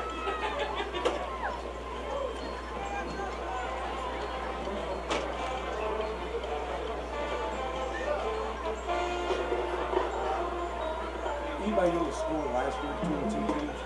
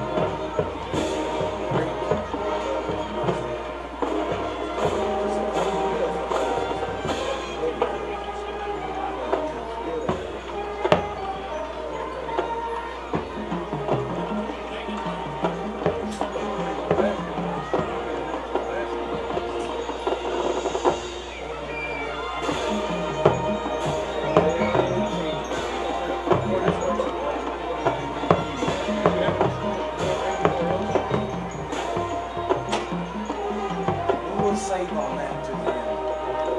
Let's see what happens. I don't want to jinx them yet. See what? I'll tell you what, they keep this up, they'll win this game.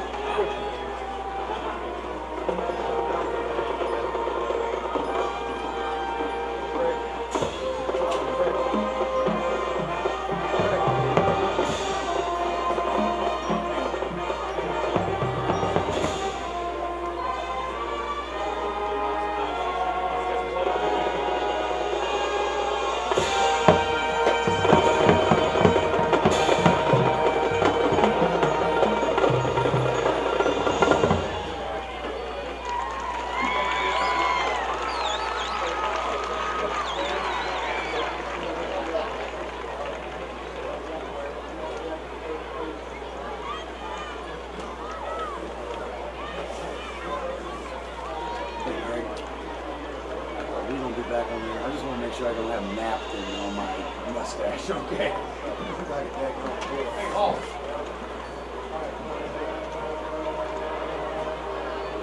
Hey, Jim. Jim Hall. Oh, stay up. Hey, boy.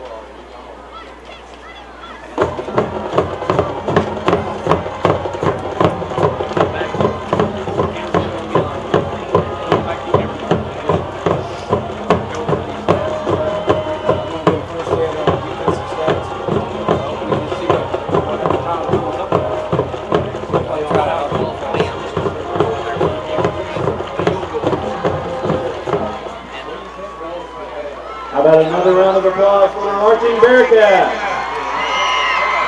The Bearcat fans would like to thank you for your attendance and appreciation. We would especially like to thank the administration, board, and community businesses for their wonderful support of our program. You've been an integral part in helping our band become one of the premier bands in the state.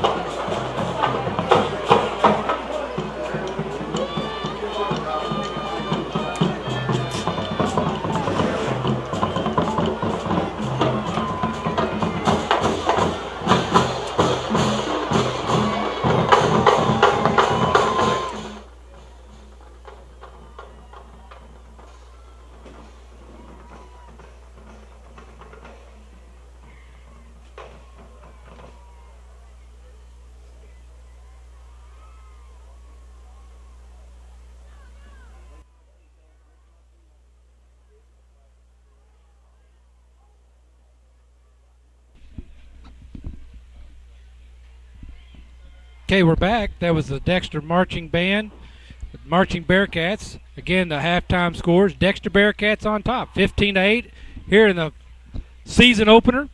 Let's go through some quick stats, if you don't mind, Bill. Talking defensively for the St. Genevieve Dragons, they're being led by the senior and the captain, Jake Gegg, with 4 tackles and 2 assists, 1 tackle for a loss, and a sack. Logan Giesler and Zach Fowler each have 3 tackles each.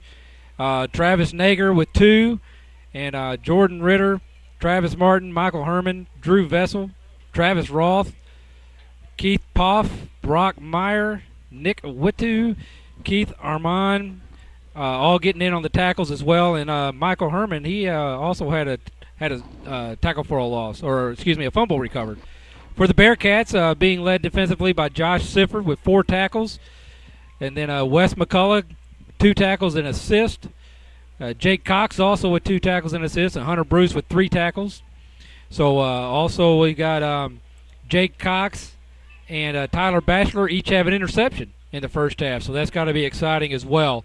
So when we're looking at the sacks, Taylor Gerald had a big sack there toward the end of the game for a 12-yard loss. So just overall, a very good defensive effort in the first half. That was great. Coming back with the offensive stats, Ed, for the St. Genevieve Dragons, the quarterback, Brendan Weiler, he had 7 rushes for 44 yards. He had 12 yards in loss. Tim Lurk, the second leading rusher, with 4 yards, total yards. And a lot of that was due to the fact he was taken for losses in the backfield. Passing, Brendan Wheeler had 24 attempts for 13 completions, 2 interceptions for 136 yards, no TDs. Longest pass he had was 27 yards, but he had 1 sack with a loss of 12 yards. But on pass receiving, Brock Meyer leads with 7 receptions for 63 yards, 21-yard length for the longest, with a 9-yard average. Tim Lurk, senior, right behind that with 2 receptions for 14 yards. Longest was 11 with a 7-yard average. Punting-wise, Brendan Wheeler had 2 punts for 57 yards, total of or average of 28.5 yards. Longest one was 38. No field goals, of course. And the Derek Brown had the kick, 2 kicks for 45 yards. Longest for total with a 28-yard average. Back over to the Dexter Bearcats. Wesley McCullough has 9 rushes for 88 yards, no losses, averaging 9.8 yards a carry, 1 touchdown with a 42-yard carry. Joshua Sifford has 8 carries for 38 yards with only 3-yard loss and 35 net yards with a long of 11. Ben Mills quickly with 16 attempts, 8 completed passes for 149 yards, 1 touchdown, and a 39-yard long throw on that. And Ryan Wyndham with 3 catches for 71 yards, 33-yard was the longest pass catch with a 23.7-yard average, and Gary Summers with 3 catches and 60 yards with 1 touchdown. But back to you, Ed. Well, again, I just want to thank Brett Dorton for bringing us those stats. We're getting ready for the second half kickoff. Again, want to remind you, Pizza Hut, Dexter, Missouri at 1113 West Business 60 in Dexter. Can be called at 624-5333, or you can order online. But they're open Sunday through Thursday, 11 a.m. to 11 p.m., and Friday and Saturday, 11 a.m. to midnight. They have pizza, Tuscany pastas, sandwiches, salad bar, and Wing Street wings, appetizers, and fried apple pies. Their lunch buffet is Sunday through Friday, 11 a.m. to 1:30 p.m., and Wednesday evening they have a buffet from 5 to 8, featuring all-you-can-eat pizza, pasta, salad, and cinnamon rolls. Can't beat those cinnamon rolls, Bill. Dine-in, carry-out, delivery is available, or for your convenience, you can pick up at their drive-thru window. They will be featuring the live broadcast and the replay. It's 5 p.m. Sunday evenings of Dexter Bearcat football games on their TVs there in the restaurant. That's America's favorite pizza, Pizza Hut, again located at 1113 West Business Highway 60 in Dexter, Missouri. So as we have both teams meet out on the field, again, just kind of recapping what's going on. The Dexter Bearcats are leading 15-8 against the St. Genevieve Dragons. Getting a number change here. We had Taylor Gerald go in as number 59 late there in the second half, but he's going to be coming back out as number 83. So you guys viewing, used to seeing Taylor as number 83, we've got that. They have the uniform corrected, and that's what you'll be seeing here in the second half. So in the opening flip, the Dragons won the toss, and they deferred to the second half, so they'll be receiving. They will be receiving. So, again, great effort on the Dexter Bearcats. They're closing out the second quarter to get the score and then keep the Dragons out of the end zone, so that knowing that the Dragons were going to be getting the ball right coming out of halftime. Yeah, basically, we're going to start this quarter out the same way it ended, with the Dragons driving from the north to the south, and the Bearcats defending the south end of the field. So we got number 54 lining up the kick, Dylan Acevedo. And deep, we have number 10, Derek Brown for the Dragons, and it looks like number is at 26, Brandon Weiner.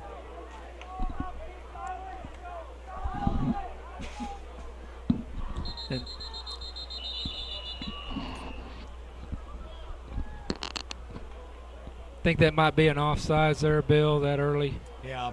Somebody got out in front of the kick. The safety man on the this side of the field,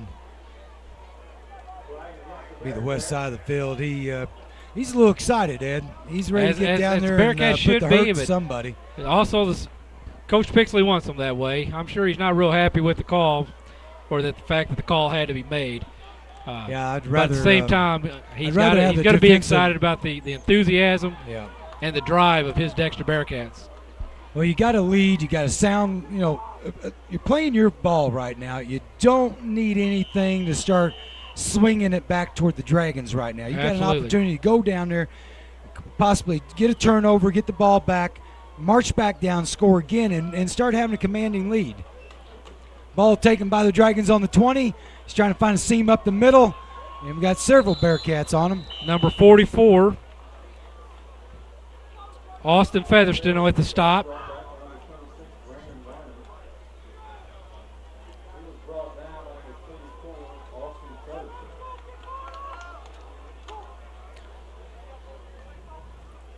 Well, I don't look for the Dragons to change up anything here, Ed. Yeah, They're going to come out. They got trips to the wide side of the field. They got a split to the short. You got your single back shotgun look, basically your post spread.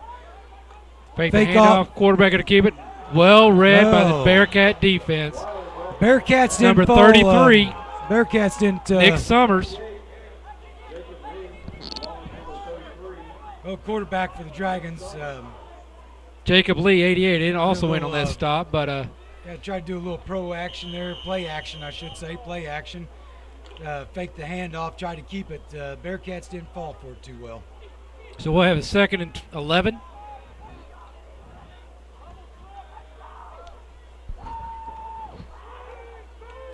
Little screen pass to the outside. Maybe gained Number about 50. 10 on the play. Number 58. Be looking Benjamin at Rogers on the tackle. Number 11, and- they're also on the defense, but yeah, they're looking at about 3rd and 2.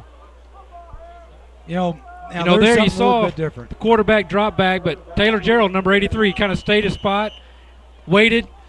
Then when he rushed, quarterback got his hands up. Quarterback just dumped it off for the screen. It was a little screen pass to the outside, and hey, they changed up a little bit. They got to get something going. There's a little power, a little veer play up there, and dive, I should say, dive off the right or left guard. Number 22, Tyler Basher on the stop. He came up with the ball, tried to make a claim that maybe he had it. Should have been a fumble, but didn't get the call. Situation like that. They did a little dive play off left guard. First down. Get a couple yards. I mean, you're going to get a couple yards. It's a sound play to use to set yourself up for a first down. Now it's 1st and 10 on the Bearcats 48.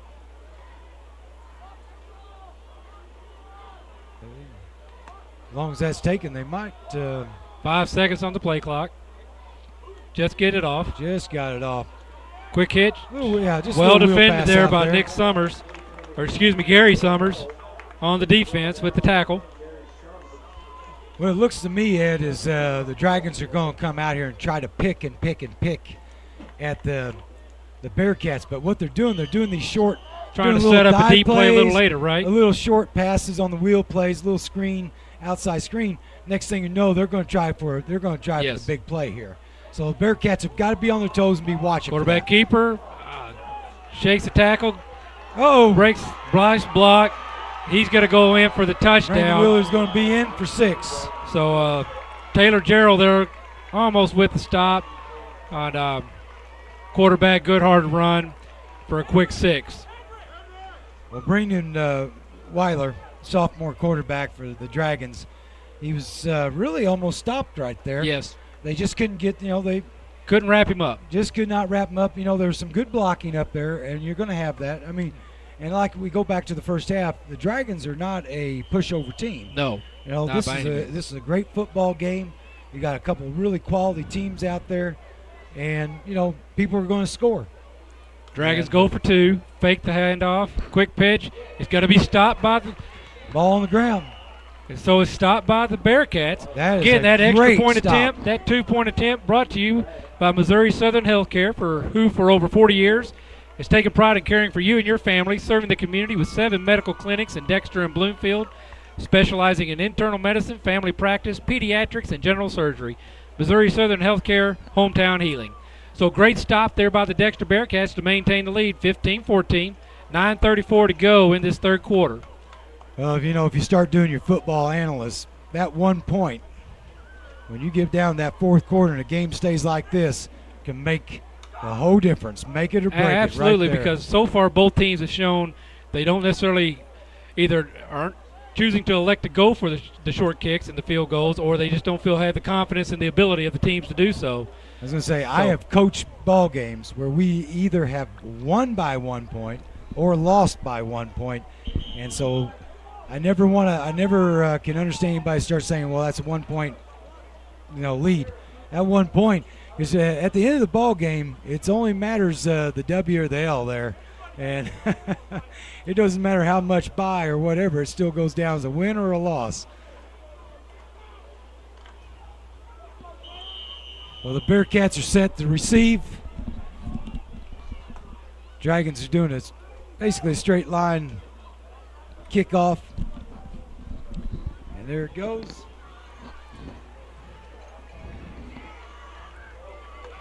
And here come the Bearcats up the near sideline. Number 10, Gary Summers. Good return. Out past the 20. Yeah, that ball went on the ground. He had to pick that up off the ground. And, you know, a lot of guys, they just would have lost it. But he scooped that up nice and got him about 10, 15 yards out of that on the return. So Ben Mills, the senior quarterback, huddles his offense. They're going to start from the 21, it looks like. 1st and 10 with the lead, 15-14, 9:28 to go in the third quarter. St. Genevieve looks like they're going to set up in the 4-4.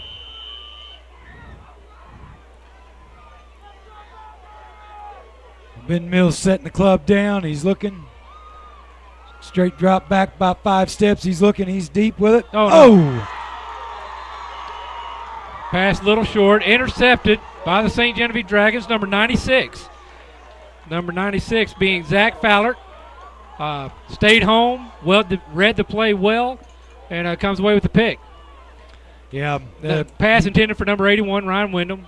Ryan had the stop. Well, you don't want to see that happen so deep in your own territory. Not to come out first series of the second half also. But we do know what the Bearcats are capable of doing. Absolutely. And they can come back, bounce back real fast. They can take this ball back on this play. The shotgun look. He's looking, a little wheel pass out to the incomplete. Right-hand side. Down on the ground. Incomplete pass. Pass intended for number 10, Derek Brown. So it'll be 2nd and 10 from the 29.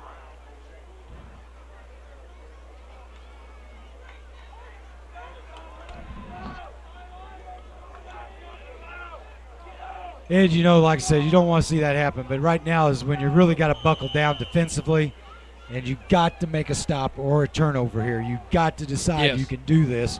You cannot let them back in that end zone. Shot back, you're trying to keeping them contained. He's met by nice number 22, job by Dexter Bearcat Tyler defense. Batchelor with the stop. Also in on the tackle was number 30 and number 58, Josh Overall, and Benjamin Rogers. Well, that's what Coach Pixley was talking about. Setting Swarm up to the ball. 3rd and 10. To the ball. I call 3rd it and flow. 11 from the 30. Yep. Great defense there by the Bearcats. Got the trips. And we're going to give them 5. That's one of those where you got to watch the ball. Movement with the ball. They can yell and scream and do cartwheels, Ed, but don't move until that ball twitches. That ball twitches, you go. But again, it's an enthusiasm, and that's something you don't want to take away, but you got to have control over it.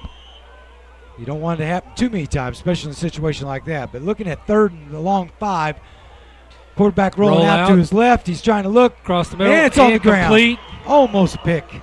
Well defended, but quarterback put it right where he needed to. Just bounced off the pads there. But number 30, Joshua Overall, just about come away with the pick there. Hey, the thing I like about what the Bearcats are doing, they are putting themselves in good position to get that turnover. Yes. And we know they got great hands because they've already picked off 2 in the first half. Set up 4th and 6 from the 25. Yep. Right here's a huge stop, Ed. They got to put a stop here. Get that ball back. Do not give them the first down. Got 3. Look at number 6. Incomplete. And it's incomplete. Defended there by number 10. Great job. Gary Summers. And Ben Mills will bring his offense back out on the field to resettle. Great job regroup, by the and get it going. Defense. So great, as you said, Bill, great defensive set there by the Dexter Bearcats. Well, the St. Genevieve, Dragons, they were going for broke. They had nothing to lose. I mean, they're too far out to kick a field goal, and certainly too close to punt. Hey, go for it. If that had been complete, you're probably looking at a first down. They're all set up, ready to go again. But now, it's a turnover. They got the Bearcats deep in their own territory. The Bearcats are lining up. Handoff. Misdirection cutback. But number 50, Jake Gegg, on the stop. We called his name an awful lot. I'm surprised I haven't got it correct yet. Yeah, West took that McCullough took that handoff, trying to break off left side of tackle. And as we've seen earlier, he hits that outside, and he is excellent finding the alley on the cutback. And you don't know. He had a 42-yard gain, one run in the first half, set him up for touchdowns. So it'll be a 2nd and 7 for the Bearcats. And Mills is under center, looking, about 5-step drop back roll to his right. Ryan Wyndham open. We got Ryan Wyndham wide open for a first down. And Number 10, Derek Brown on the stop.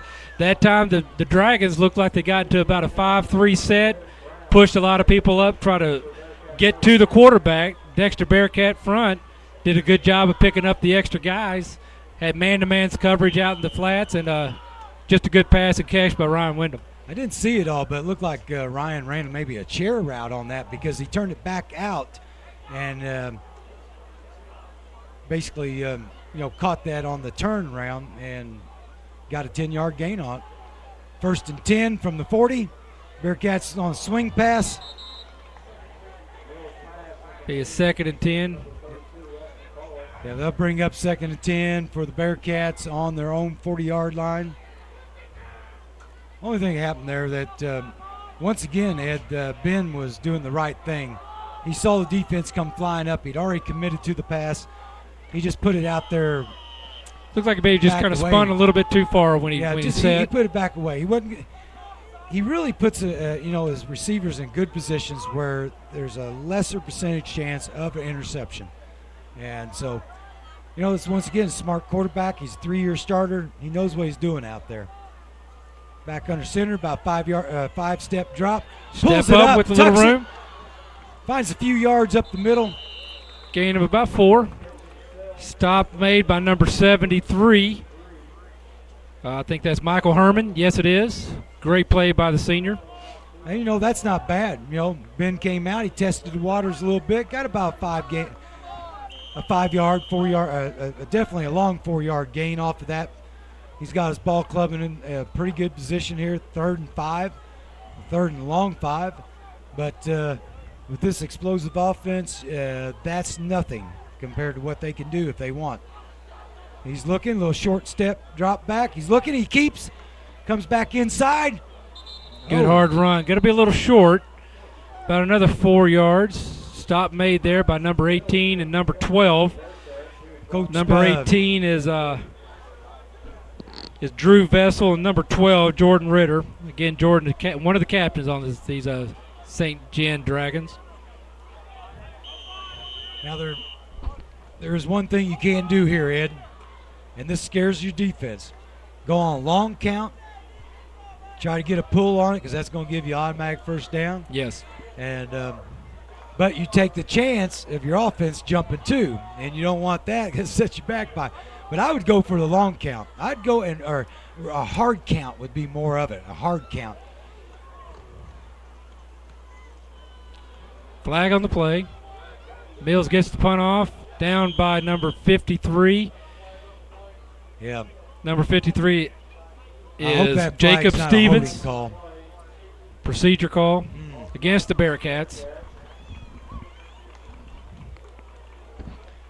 A situation like that, it's only the 5 yards. I think you got decent field position. Yeah, where they were to take it, they're going to line up on about. Well, they're not going to, so we won't worry about it. Looks like they're going to make them back them up. Punt.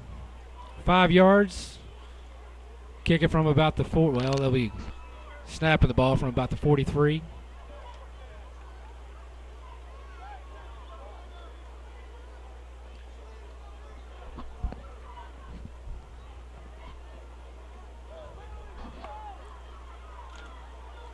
I don't. Sometimes it's kind of scary as a coach that you have someone put them back in a position where they might make something happen because you know what you had before. Oh, my goodness. And then that can number, come back to bite you. Number 51 on the block. That was Nick Witu. And somebody just missed him, it looked like. He was there. I think Ben just didn't have a whole lot of choices there. Back here. You want to really get that ball off as fast as you can, but you know, they may have ran a stunt on that and stunted that guy over the top and, you know, found a seam in there. Timeout on the play. All right, we're going to take a quick break. We'll be right back. Dexter Bearcat football live from Charles Bland Stadium on YEC TV. Folks, if you've not been to the Winchester Place, come in and take a look at this facility. You don't know what you have missed. We are very proud of this facility. A lot of people do not realize we're here, what we can offer to them, and what a facility we have. And we would like to have people come by anytime and tour us. You won't find a better place to live or better staff to take care of you anywhere southeast Missouri. I'll guarantee it. We are located at 400 Winchester Drive. Come down Bowman and we sit on the corner of Bowman and Winchester. Hey, we're back. The Dragons line up behind the ball. After a block Bearcats punt. in the 4-4 set on defense. They'll swing back out pass to the Dragons, number 25, Turk. He turns the corner.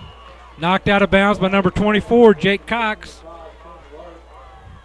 Good hard run there by the Dragons. Blocked Tim it Lurk, well. Tim Lurk took that ball around. Now this is the point where Dexter can't get down. You're going to have the mistakes. Don't get down. Stay with it. Stay on focus. Don't let down now. You know, you can easily swing this back one way or other. They've got the capabilities. Stay focused. Stay aggressive. Stay on it. Nobody open. Lays it out there. Well defended by number 24, Jake Cox, and number 11, Hunter Bruce. This is going to bring up third and a long 4 for the Dragons. Sitting on the 28-yard line of the Bearcats. The Bearcats has just got to stay focused. Right here is a make-it type situation. They hold them and get after them. They can get that ball back and gain control again. May not have to worry about it. Yeah. They got to watch out for that hard count. They're changing up the count on them. They got to hold up. You know, they got to really pay attention to that. Watch the ball. Watch the ball. Do not pay attention to the sound. All sides on the Bearcats. This is going to most 5 likely give them yards, a first down. Resulting in a first down, as Bill said. So it'll be 1st and 10 from about the 22-yard line. Yeah, you got to watch the ball. The ball is the only thing that can hurt you, Ed. So watch the ball. That ball moves, go with the ball. Do not pay attention to any kind of sound. Something you got to discipline yourself. It's very hard to do, but good pursuit, he's number got 43. Hold on to him. Great tackle. Alex Cliff wouldn't let go. There's a little bit of adrenaline for that defense. Yeah, Brendan Will. Setting up a second and about a 15, 16. Well, Brendan Willer was brought down for about a 7-yard loss there. 6-yard loss is what the scoreboard's calling it. All right. Now that's staying focused. That's what you got to have. Get that enthusiasm and keep it going. Maybe a little confusion on the Dragons' part, sending in new play. They like to kind of set up and as if they have a play, then they look over to the sideline and coach makes an audible. Across the middle, ball in the air, incomplete. Well defended there by the linebackers. That's Wes McCullough there. Well, the Dragons are going to be looking setting at up third down. Third and about 16. 16 yards. Yes, sir.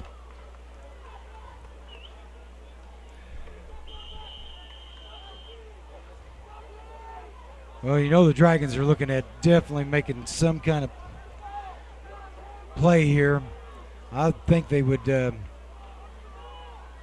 be looking at those trips out there on that short end, bring somebody back underneath. Screen play, come up. They got come up hard. Come up hard. He may be up short. He's going to be short. About to the original line of scrimmage there. So it'll be about a 4th and 9. From the line judge, it looks like he's about 4 yards short, looking at a 4th and 4. Now here's a decision to be made by the Dragons. It looks like they're going for it, Ed. Yes, sir.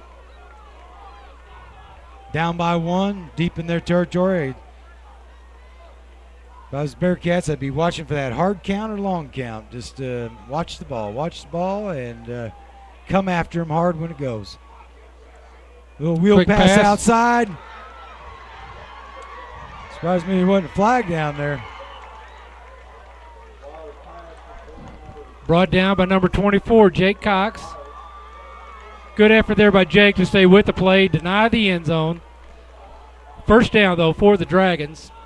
First and goal from about the 1 yard line, the half-yard line. About a couple inches. The foot line. Well, that was a quick hit. You know, you come out He's there, just you got able to one, get around you the got corner. One person doing a drag, you got one doing an out, and across, basically crossing out of that trip set, and it's very Coming confusing. underneath, busted up there by number 11, Hunter Bruce. Good pursuit. Well, you know what that is, don't you, Ed? That's a 99-yard return for a Yes, touchdown if that's caught. And he may have been thinking about that. He had a hand on it. He had a nice Wasn't hand really on in that. position to get both hands on the ball, but had a hand on it. Couldn't quite bring it in, though. Still just a great play there by Hunter. I think the Bearcats, you got to remember, they are still in command of this Quarterback game. rolling around. There's He's going to sack. in the grass, throws it. How he To got the that back. one off was amazing. Great pursuit, effort on the Dexter Bearcats. Just quarterback strong enough to heave it as he's going down. And there just happened to be a Dragon there in the area. That's one of those that was just Give it to the Dragons. I mean, that was just great that's effort. a miracle little pass there Yes. because, one, the receiver was falling down. Quarterback was totally in the grasp of the Bearcats. Well, I think he was actually underthrown, and the guy lost his footing as he was coming back to the ball. But going for two. I don't believe he's going to Not make this good. two. Staying on his feet again.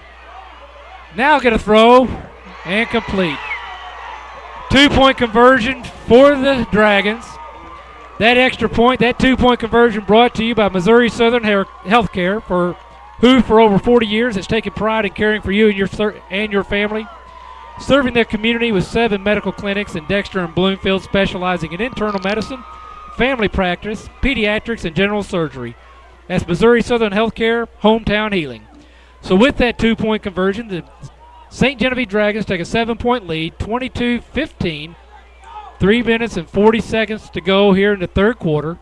Dexter Bearcats will be getting the ball back. Plenty of time to stay in this game. They're in the game now. One thing Coach Pixley was talking about before the season is he needed his team to be in some close games early on so they could learn how to stay in the games late. And they're setting themselves up to do that now. Yeah, that's the last thing the Bearcats They don't need to be wanted. panicking. They got plenty of time. They can put together a nice, long, sustained drive, tie the game up, even take the lead, and so set it up for an exciting fourth quarter. Yeah, that's the last thing Bearcats want to do. I mean, you're only down by 7. Exactly. And there's plenty of time in this game. Anything can happen that we've seen from both sides, and the Bearcats are certainly capable of winning this game at any point and causing a big play. And they can turn the tables on the Dragons instantly. They've got a great return group here, and they take the wedge ball, set. Found a pretty good seam, got a pretty good return there. Nice hit, number 68 from the Dragons. It's Justin Roth.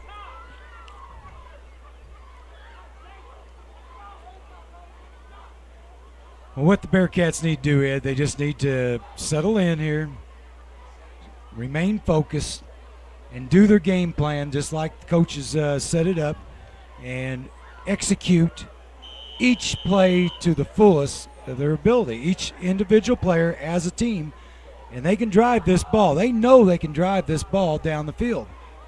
Ben Mills sets the club down, under center, handoff up the middle. Wes McCullough.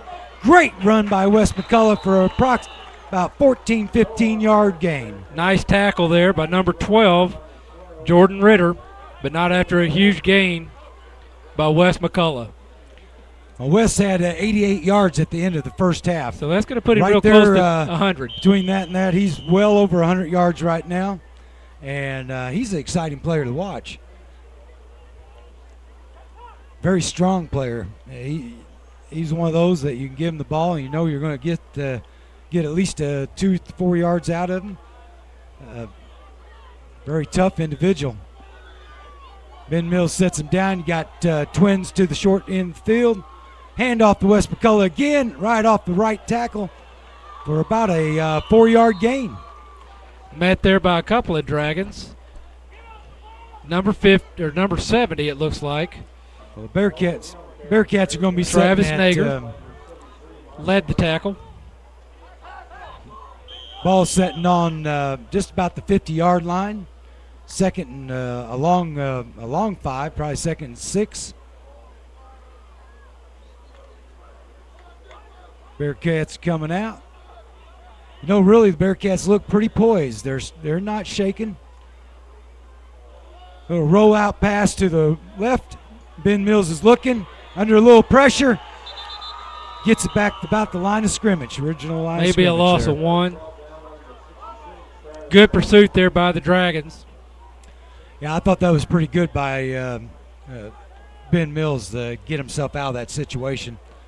And he lost about half a yard on that, but he got it back up in there. So he's looking at 3rd and about 7.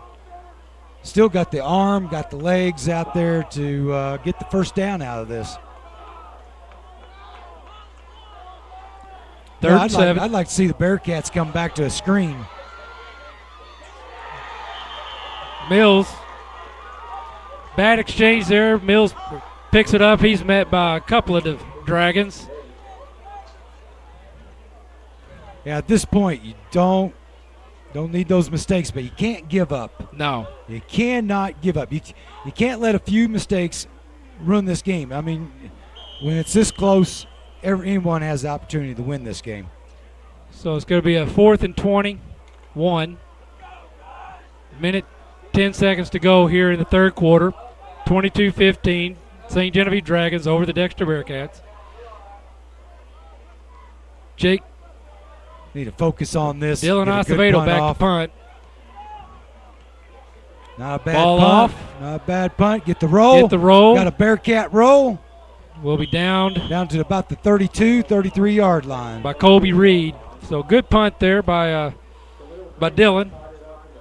And so with 51 seconds to go, the Dragons are going to take over on their own 35-yard line. Well, that was a nice way of getting them out. 33-yard line. Give them a little bit of breathing room there, Ed. Sure, absolutely. So got a nice little roll out of it, and Bearcats need to regroup here, get refocused on what they're doing. They know how to stop the Dragons, and they just need to get it done right now. They need a turnover and take over here and get it going back, the momentum back. Inside handoff, number 25. Oh, my. Got to wrap up. Brought down finally by number 10, Gary Summers. Coach won't be happy there, but several Bearcats with opportunities, but just a good hard run there by number 25. Yeah, Tim Lurk. Tim Lurk. He's a senior running back. He'd been doing most of the running tonight. He didn't have much success in the first half, but they have had a little bit now.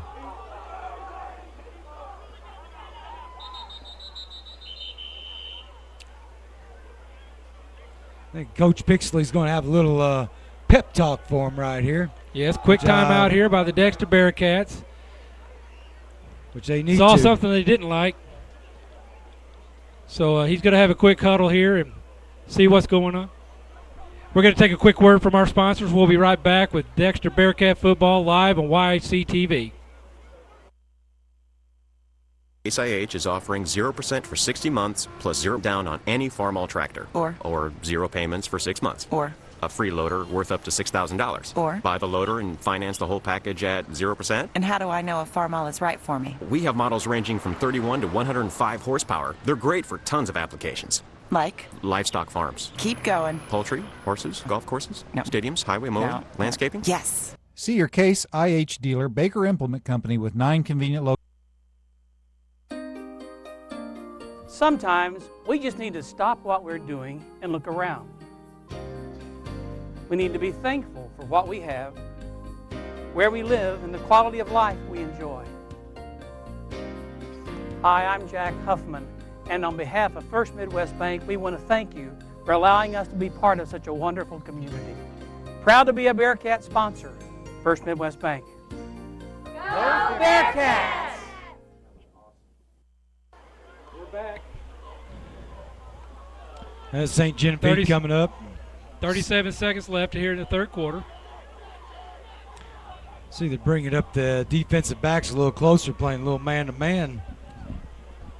Going to probably squeeze those defenders a little, or defenders squeeze those receivers a little bit. A little bit more, just not delay a game on the Dragons. You know, coach hates to see a delay a game. No, coming out of a timeout, especially with a tight game. Or did it? Oh, I'm sorry. Maybe they called timeout right before the delay a game. So, okay, yeah, St. Gen did get timeout call prior to the flag being thrown. So both coaches, again, getting to reiterate what they just said. I'd say what Coach Pixley's going to have his defensive backs do. He's just going to try to pin them on that line, give them no breathing room because they're doing a lot of crossing and slanting in, and then just basically doing chair outs and trying to just mix up the defensive backs where they lose their focus on who they're watching. And he's just going to take that away. He's not going to give them any flat area to operate out there. So we'll see how that works, and hopefully that works out well for Coach Pixley with this. Bring a stop to this. He just needs to pressure him. He still needs to get that pressure up from outside in on the quarterback like he had earlier. Do not give Weiler the time to throw the ball.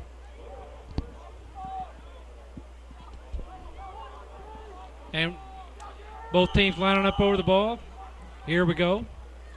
1st and 10. And St. Genevieve, they haven't changed up any style. We'll try to hand off up the middle. Handoff met immediately behind the line of scrimmage. No gain. Tackle by number 64, Dylan Sandlin for the Bearcats. Great play by Dylan. Well, what happened there was with Lurk and Weiler, he found the mesh on it, and he was trying to ride it out. And I guess he couldn't decide if to give or to take, and it was too late to do. He rolls out to his left. He's looking downfield. He's got the pass off, and nice Ryan defense. Wyndham on the defense there. Like the receiver may have had a step on Ryan, but ball overthrown. Yeah, that ball was. And that ends the third quarter with the St. Genevieve Dragons leading 22-15.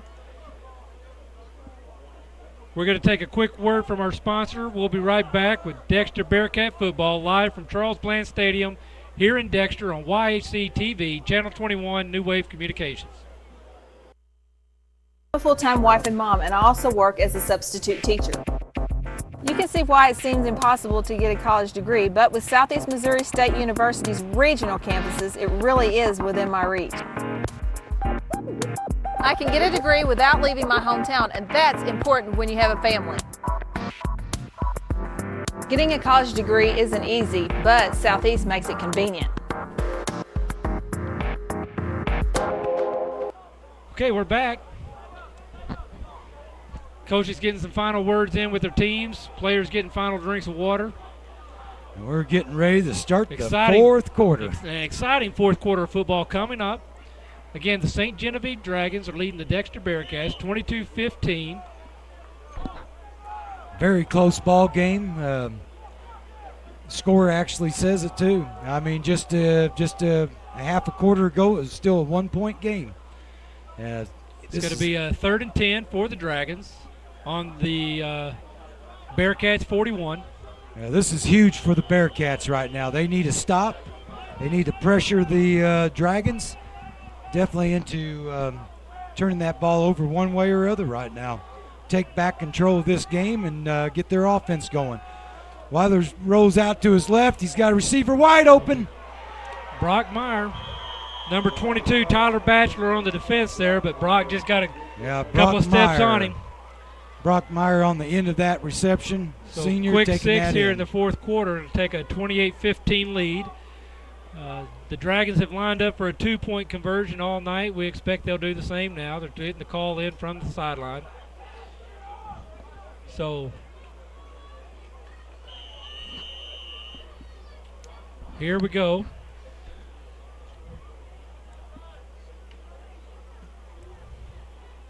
Now they're lining up their normal pro spread look.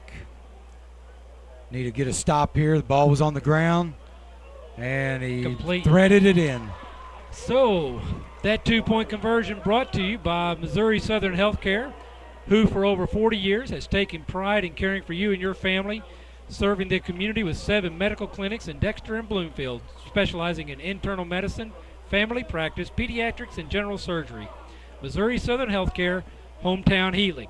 So with 11:42 to go in the fourth quarter, Dexter Bearcats will receive the ball down 15-30.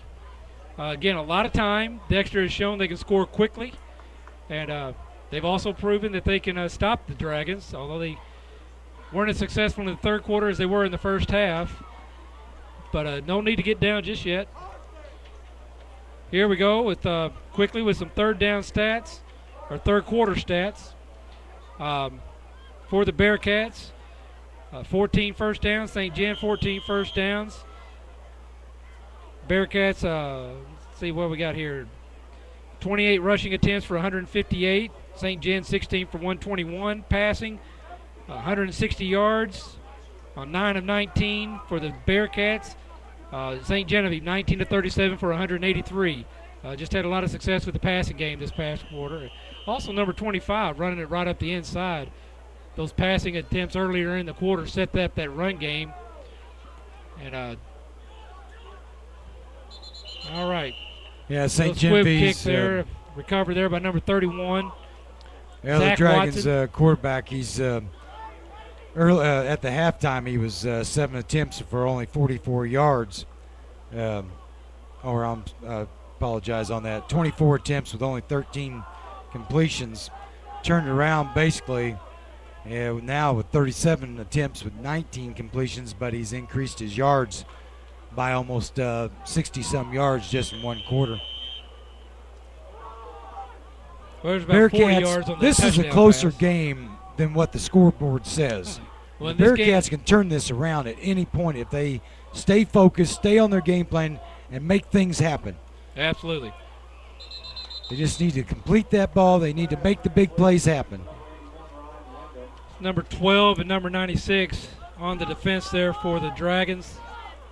Jordan Ritter and Zach Fowler.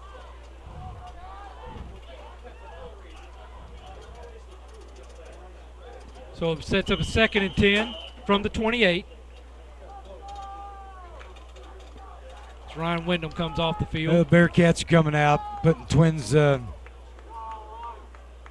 the short side of the field, one back set. Mills is under. Hands off to McCullough. Fumble. Get on the ball. Looks like the Dragons may have recovered it. Ball goes to the Dragons. Recovery by number 50. That's the senior captain, Jake Gegg. Well, what happened there, Ed? St. Genevieve, somebody put their helmet right in the mesh. Yes. Pop that. Whenever you have that ball pop up like that, somebody just got lucky and put their head right in there. Hit that mesh. That's just one of those things that can happen. Okay, big defensive set here for the Bearcats.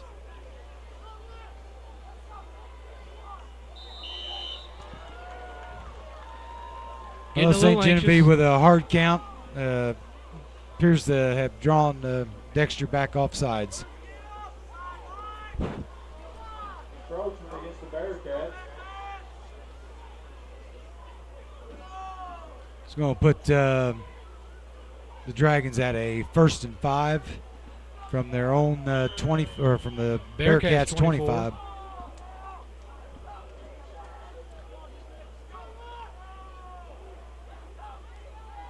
Weiler's set him, swing out pass to the left. Lurk's still on his feet after one hit. Tackled by number 88, Jacob Lee, staying with the play.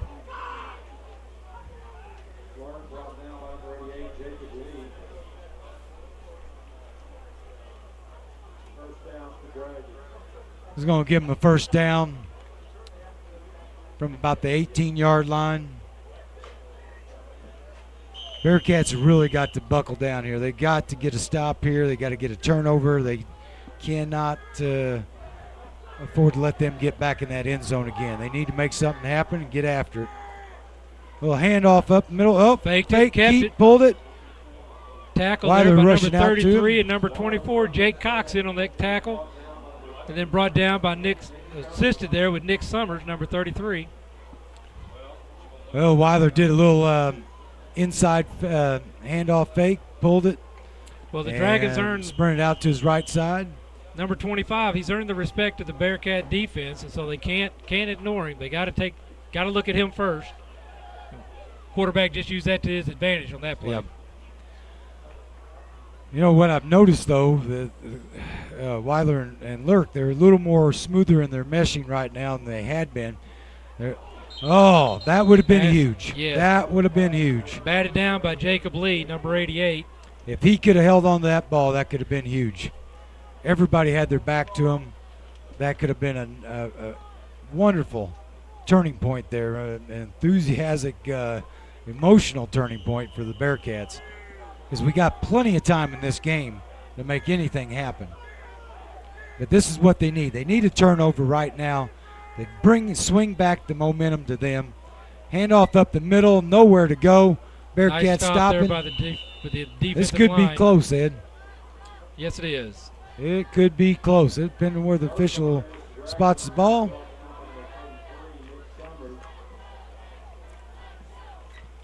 Yeah, looks like they're going to take a measurement possibly.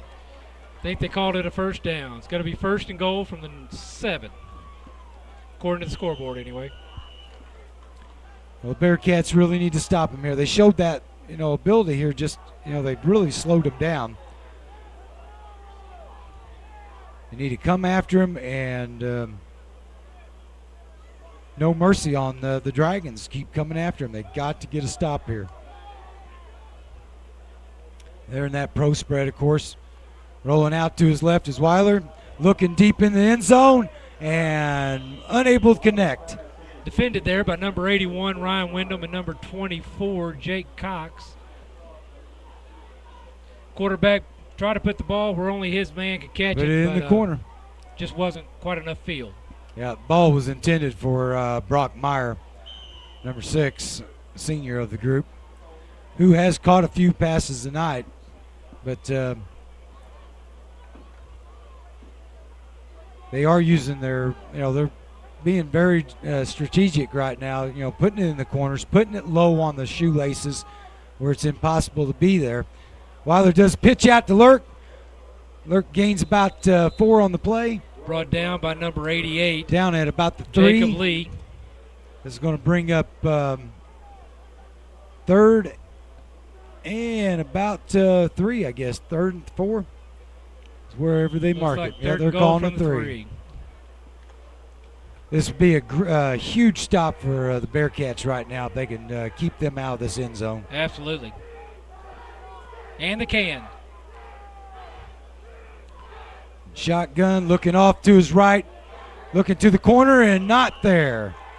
Excellent defense by the Bearcats. Number 10 there, Gary Summers on the defense. Pass was intended for junior Dalen Knoll. He's had his name called a few times tonight, but trying to stretch it out there. It's going to bring up 4th and 3. It's a huge down for the Bearcats to get a stop here. They need to bring the stop. They need to give everything they've got and get the stop, get that ball, turn Dragons around. Spreading the field. Looking back to his left. Intercepted. Jake Cox. Nope. Well, that turns the ball over to the Dexter Bearcats. Turn it over at the 3. Versus bringing it out to the 20. But great defense by the Bearcats. So with 9:33 to go, Dexter Bearcats going to line it up.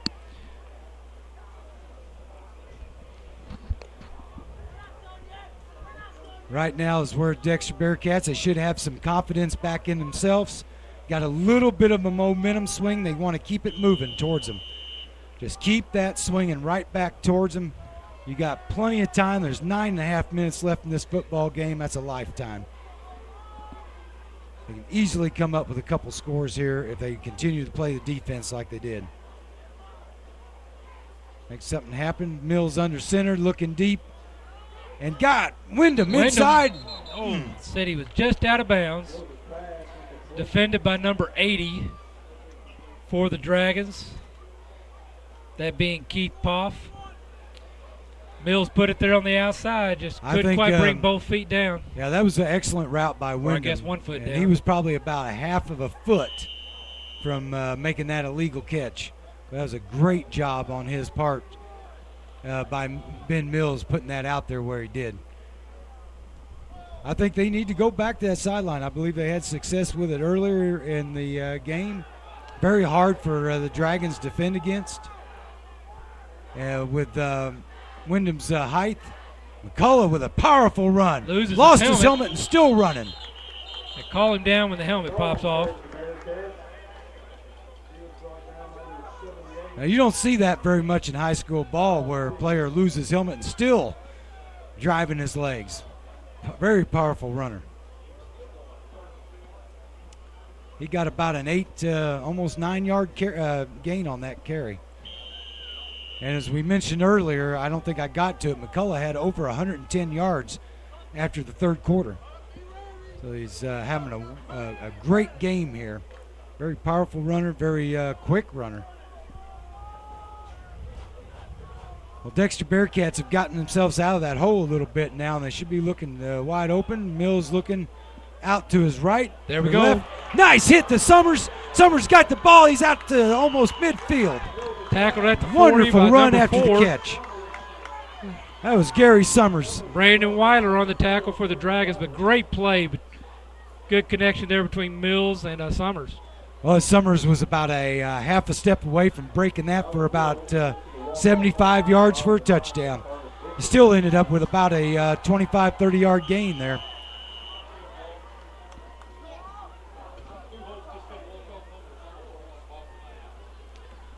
Okay, Dexter Bearcats got the first down at the 40-yard line. Got some great momentum going. Got a drive moving now.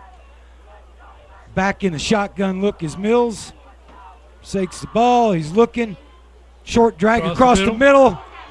The Morgan number 41.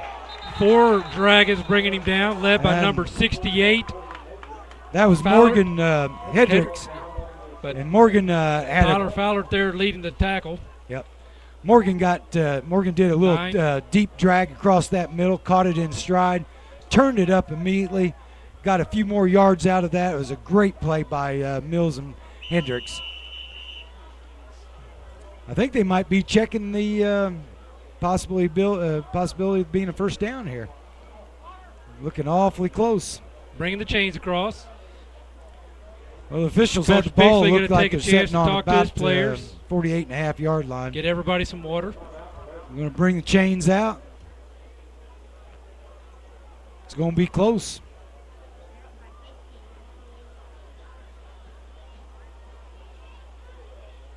Looks like they're going to be short by about a couple inches there, Ed. Absolutely. Be second down in inches. From the 48. Yeah, I like, the Bearcats, a lot of teams would just gave up. And they are not giving up. This is a good senior-laden team with 14 seniors. You got some great leadership out there. And they are not going to give this up. They are not going to go away easy. And they've got plenty of time. You got 8 minutes left in this ball game. You're only 52 yards out from making a touchdown here, convert, and it's anybody's game at that point, Ed. I actually feel like maybe they got the Dragons on their heels a little bit. Dragons trying to figure out, okay, where are we going to stop them? And Bearcats just need to take advantage of it and just keep driving it down their throats. Well, hand off to McCullough. McCullough finds a nice seam up the middle. Good for hard a big run. first down and Tackled more. by number 78. Number 78, Kyle Figg by the Dragons, but a great run by McCullough. Up the middle for about 12. Well, that was almost that was on the 48.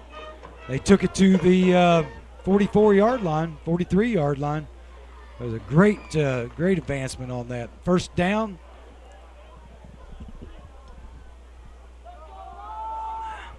First down on the 40 of the Dragons 44. Mills stepping back, 5-step drop, catches. Wyndham. Catches Wyndham right there on the brought down immediately by turnaround. number 68, Tyler Fallert. First down though. Well, nope. Excuse me. Well, that was a little hitch pass there. Got to be 2nd and 1. Well, I tell you what, that Wyndham, Ryan Wyndham, great hands. You talk about a player. Of course, I believe he's about 6'4". I mean, he's got some height. Had a defender right on him. I'm sure he's probably a great basketball player too. So he's got some wonderful hands, great target to throw at, and come out and take a measurement. If this happens to be a first, it's 3 first downs in a row. Yes. Okay, we're going to take a break here. We'll be right back.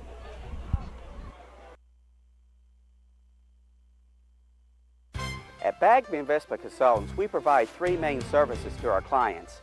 Investment management. You will have access to first-class institutional investment managers from around the world. Investment advice. We have 3 investment advisors with a combined experience of over 48 years. Financial planning. Our financial planners and paraplanner can help you with your retirement, college, estate, and tax planning needs. Come learn about the difference we can make. Let us help you reach for your dreams. Okay, we're back. After Bearcats the official measurement, out. it's going to be a 2nd and about 4 inches this time around. Both words got some advice from their coaches. Lining up now on about the 34-yard line. Mills is going to go under center. Hand off to McCullough. McCullough's got the first down and more. Brought down by number 78 of the Dragons, that being Kyle Figg. But again, Wes McCullough moves the chains. 1st and 10 from the 31, 7:05 to go in the ball game. Right now, the Bearcats need to stay focused on what they're doing because they are moving the ball, Ed. They can get this in and have plenty of time to come back on this game and get it under control.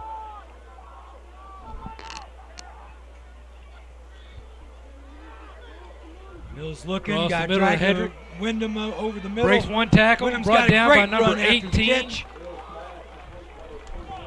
Drew Vessel. Great catch and run there by Morgan Hedrick. Oh, was that Morgan? I apologize. I saw the one I thought was Ryan Wyndham. So another first down for the Bearcats. 1st and 10 from the 20. Well, I tell you what, between both those guys got great hands. And a great lot of hands, options powerful from this runners. distance here out for that Dexter Bearcat offense. Yeah, at Coach any Brian point. Becker's loving this opportunity. Well, with the possibilities, the running ability of McCullough, the catching ability of Wyndham and Hendricks, man, anything's possible from that penalty. It's a handoff to McCullough. McCullough trying to find a seam off the left tackle. Yep. I don't know. There is a flag on the field. Big stop there by the Dragons. Brought down by number 78, Kyle Figg.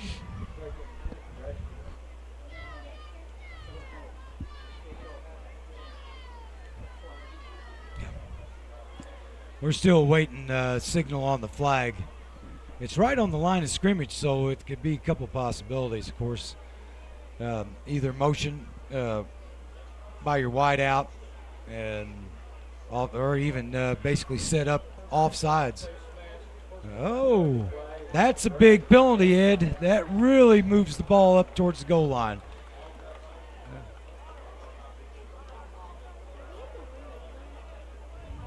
That is a huge penalty you don't want to see your team commit in such a situation like this, with the game being as closer than what the score actually indicates. This is going to put the Bearcats in excellent field position. Going to give them a first down and basically first down goal to go here almost. First down and 10 on the 11. 6:12 to go in the ball game. Well, they're going to call Bearcats it first on the down move. goal to goal then. Oh, that was a huge penalty. Huge personal foul like that, face mask. Pass out to Ryan Wyndham for the catch on about the 4-yard line. And it's reception. Excellent catch by Wyndham. Second and goal or from the 4.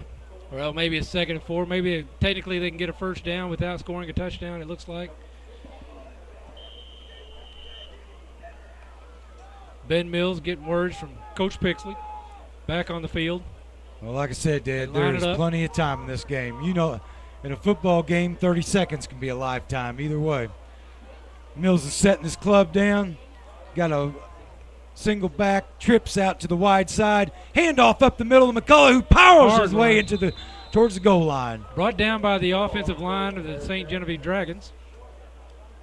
Well, he's going to be close. About 5 guys on that tackle. Yeah, he's going to be close. Led by, it looked like, number 51.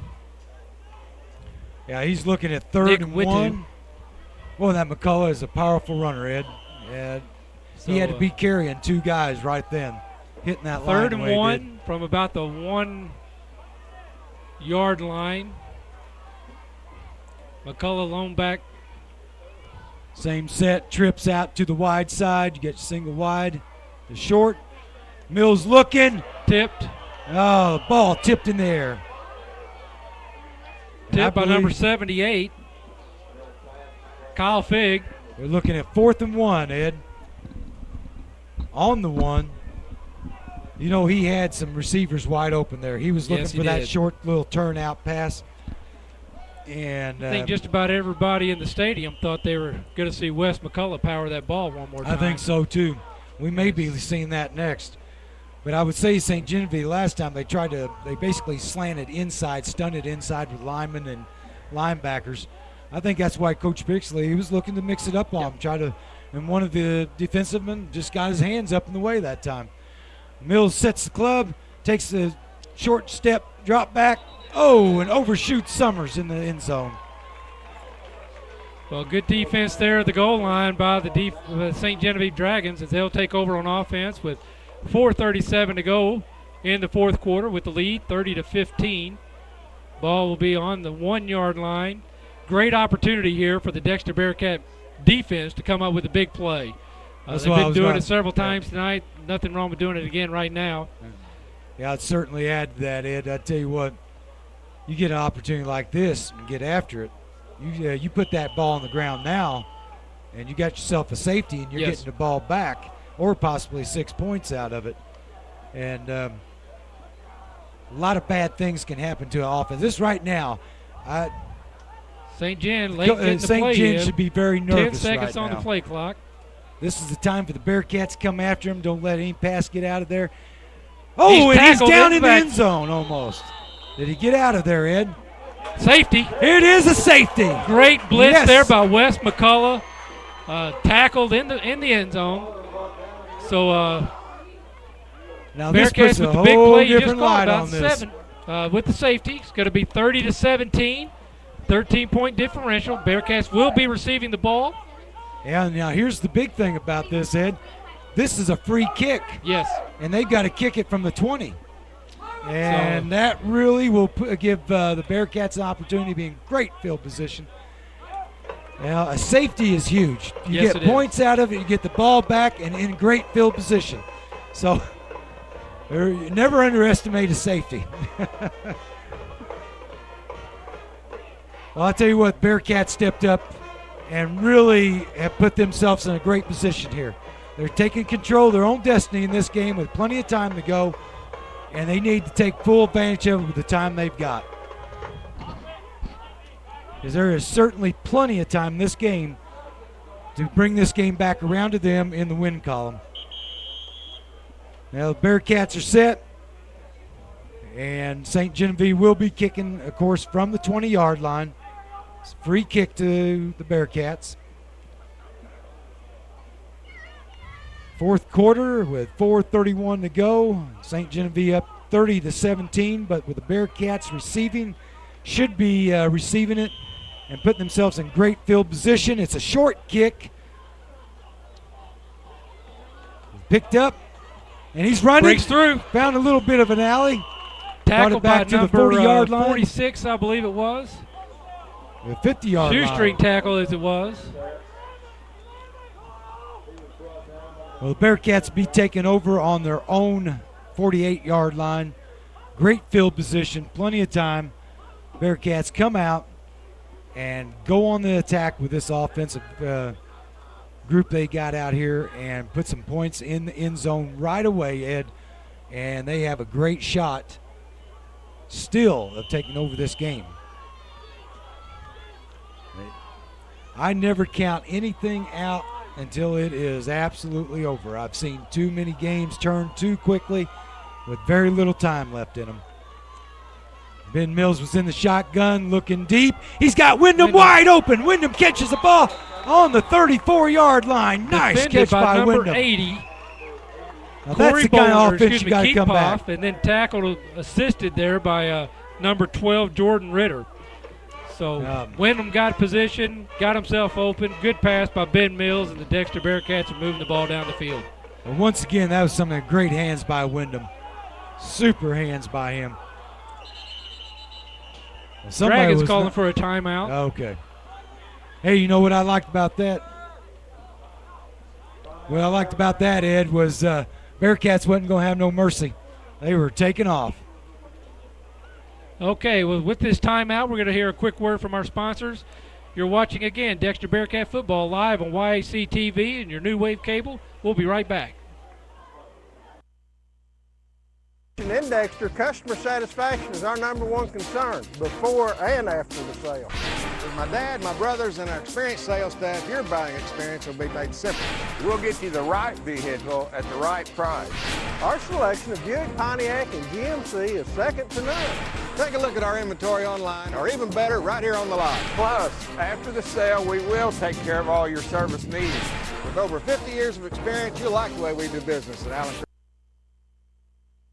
At MHJ Insurance Agency, you are a valued customer and friend. We still believe in old-fashioned service and can help with all your insurance needs. Auto, home, boat, business, farm, life and health, just to name a few. Protecting your hard-earned assets is no child's play. We'll work hard to find you the best coverage at the best price. MHJ Insurance Agency, modern technology with old-fashioned service. Free quotes, free service. Okay, we're back. Dexter Bearcats have the ball. In shotgun formation, Mills is looking. Flag on instantly the play. Off the. Well, we got some response Bearcats from the are Bearcat sideline. Must be against the Dragons. This is going to move it up. So it'll be 1st and 5 from about the 30. You know, 4:13 to go. Yeah, the nice thing is, Ed, they've only used 14 seconds and moved the ball almost 25 yards. Mills is rolling out to his left. He's got number 10. Summers wide open. Couldn't quite hang on. Just slips through his Defended hands. by number 10. Derek Brown on the defense there for the Dragons. What I like about it is Bearcats are using their time wisely. They're using very little time off the clock. They've actually only used 21 seconds, moved the ball about 20-some yards. They're right now looking at 2nd and 5 on the 30-yard line. And Summers, boy, that was really close from being turned up and going all the way. Mills back in the shotgun, one step back. Overthrows Zach Hedrick, number 10 on the defense again. Derek Brown. Yeah, that pass was meant for Morgan Hedricks.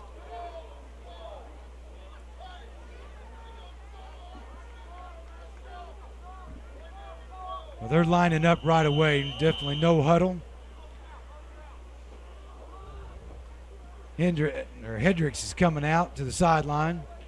We're going to place trips over to the wide side. Got Summers over here on the short side. Mills looking downfield. Lets it go. Short hit as he was throwing the ball by number 78. Yeah, he was hit right as he was Kyle releasing Figg. the ball. So kind of a dangerous pass. Kind of fell in there into the zone with 3 Dragons around it, but none of them able to get to the ball. Well, he was in the pocket. He kind of stepped forward, I think, more to get a little more vision, Ed. And the guy just reached in underneath, grabbed the shoulder. But he was going to Ryan Wyndham on that. So 4th and 5. Changing up, putting Summers over on the left side up. We've got a timeout by Dexter Bearcats. Okay. All right. Well, I'm sure Coach Pixley wants to kind of regroup. You know, we got 4 minutes left in the game. You're down by 13, which you got plenty of time. If you go and get this ball in the end zone now, you're looking at 3rd and 5. And, you know, you got to stay focused. You got to stay focused. You got a chance to put this in the end zone at any point, Ed. And I'm sure St. Genevieve's over there talking. You know, you got to stop him on this down. You got to stop him on this down. You got to stop him on this down. And get that ball back. But, you know, you got to look at it like this. You know, Coach, at this position, this is 2-down territory because you have no choice. One, you're down by 13 points, and it is 4th down now. So scoreboard's running to down behind. Yeah, I think our scoreboard keeper is kind of behind by 1. Marker on the field says 4th.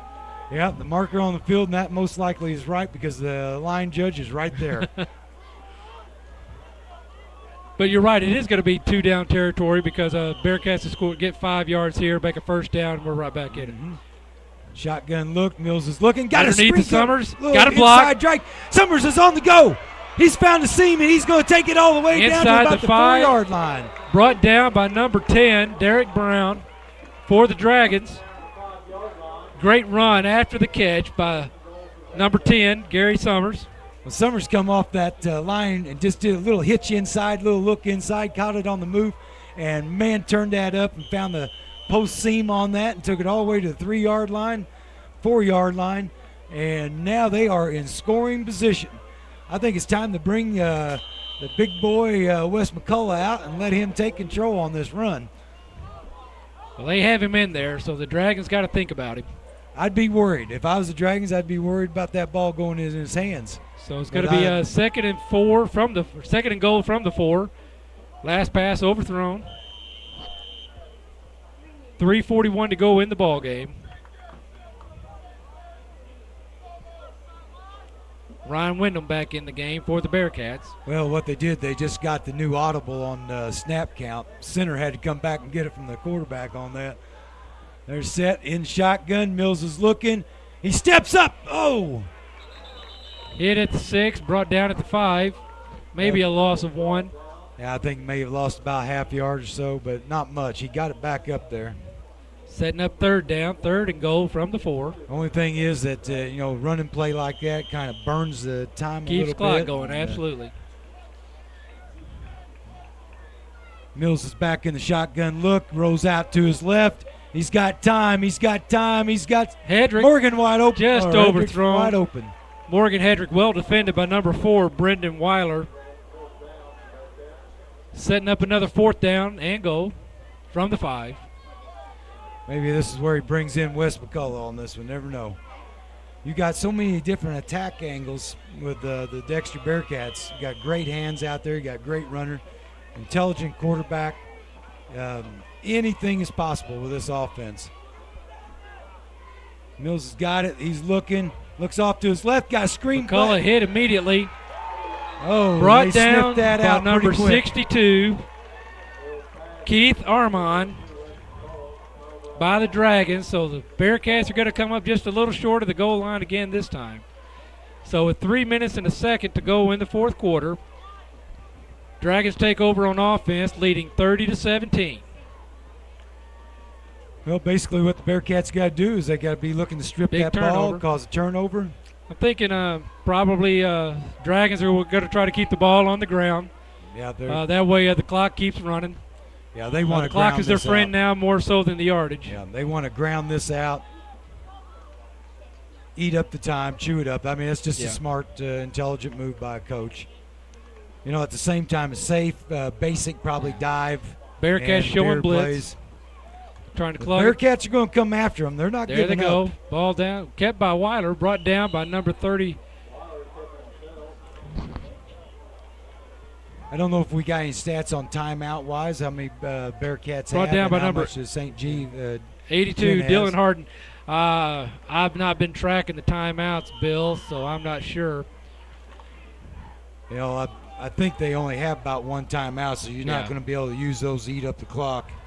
And but basically, you just got to keep playing football and just hope the best happens where you can make a turnover here so deep in the Dragon milking the territory clock. here. Play clock down to 5 now. Yeah, they're going to eat it up. They're going to eat up that time clock. Weiler does he roll rolls out. the They are pass. going to try to throw. Incomplete. Incomplete pass stops the clock at 2:12. Looking at Number 11, Hunter Bruce, just about had a hand on that, but maybe got his that's fingertips. kind of scary. Put that ball up like that because That close, yes. quite easily turn this game around real fast. But we're looking at 3rd down and 7. From the 10. 10. Ball on about the 10-yard line. And to me, that's a little bit risky of a play. Well, the situation is you pick that off, put that in the end zone, you're looking at a 5 6-point receivers. game now. And I think procedure. it's going to be a penalty against the Dragons here. They were moving. So Let's back go it up back 'em 5 up a yards. little bit. Make it 3rd and 12 from about the 5-yard line. Yeah, I believe that will put them at about the 5 or the 6. Scoreboard's calling it the 5. Yep. 3rd down and basically 3rd down and 12 now on the 5. St. Genevieve seems to be just basically shooting themselves in the foot. They need to be careful. We're going Right to try up a the little middle, pull up the stopped middle. by There's number nothing 82 there. Almost again. loses the ball and puts him back for about a yard loss on that. That was Dylan Harden on the stop again. Reading the ball well. Steps up, makes the play in the hole. Setting up 4th and 12. Timeout, Bearcats. With 2 minutes and 4 seconds to go, you would think that the Dragons are going to punt here, so the Bearcats be getting the ball back with about 2 minutes. And so Coach Pixley, he's there talking, probably making sure nobody makes a mental mistake. We don't want to jump off sides. We don't want to do anything to let the Dragons keep the ball. Not to. I know some coaches said punt that ball and punt it deep, but at the same time you got just 2 minutes to play. To me, yes, try to punt it deep, but I'd be aiming for that sideline. Sure. I would be trying to keep it away from the receiver. Sideline, and not for it to go out of bounds, but to roll it along that sideline down the numbers.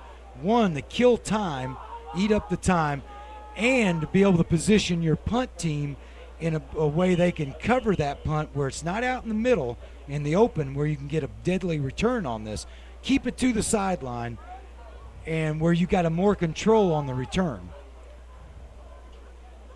But we'll see what happens here on this.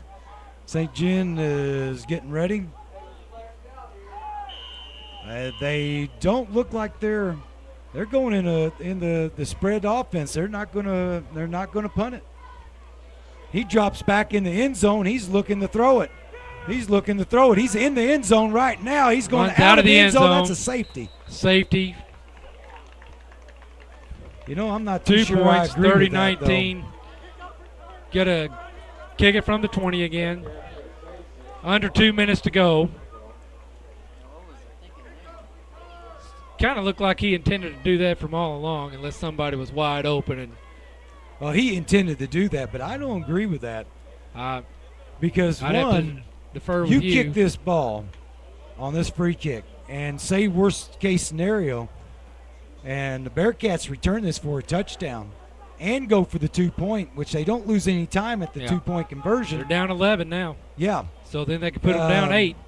You're only a field goal away, and then I'd tell you, exactly what you're going to do. You're going after that onside kick. Absolutely.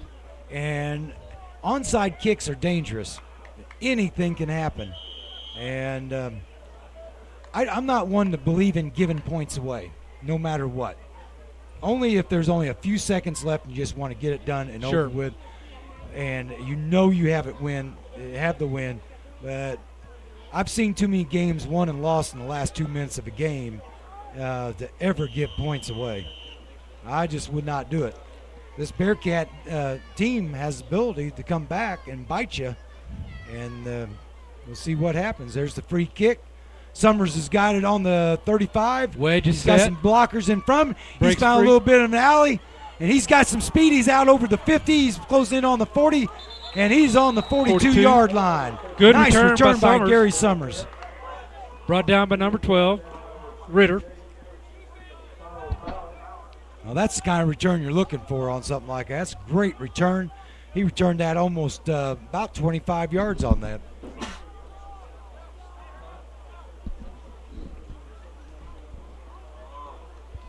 So with a minute 46, Bearcats going to line up on the Dragons 42. They've got plenty of time. They use a little time management here, Ed. They can get this work down there. It's obvious that Brian Mills has, got the arm to do a lot of things. Or Ben Mills, I'm apologizing. Yeah. Ben Mill. Across the middle. Oh! Intercepted by number 4. That's going to be Brendan Weiler, the quarterback. Ball just a little overthrown, intended it looked like for number 44, Austin Featherston. We got a flag on the play back in the backfield. There might be, looks like it indicated maybe a personal foul. If that's a personal foul, it's an automatic first down, and Dexter retains the ball. Personal foul against St. Genevieve. Looks like that's it may have been an automatic first down, and Dexter retains the ball. That's a careless mistake there. Yes. No matter how good you are, Ed, you make mistakes like that, and it come back to haunt you. Well, they're going to mark this off. This is going to once again put the Dexter Bearcats in excellent field position. So the personal foul on the Dragon negates the interception. First down for the Bearcats will be from the 26. About 26-yard line. First down. You got a minute 40 left. I'm telling you, Ed, anything can happen. Anything's possible.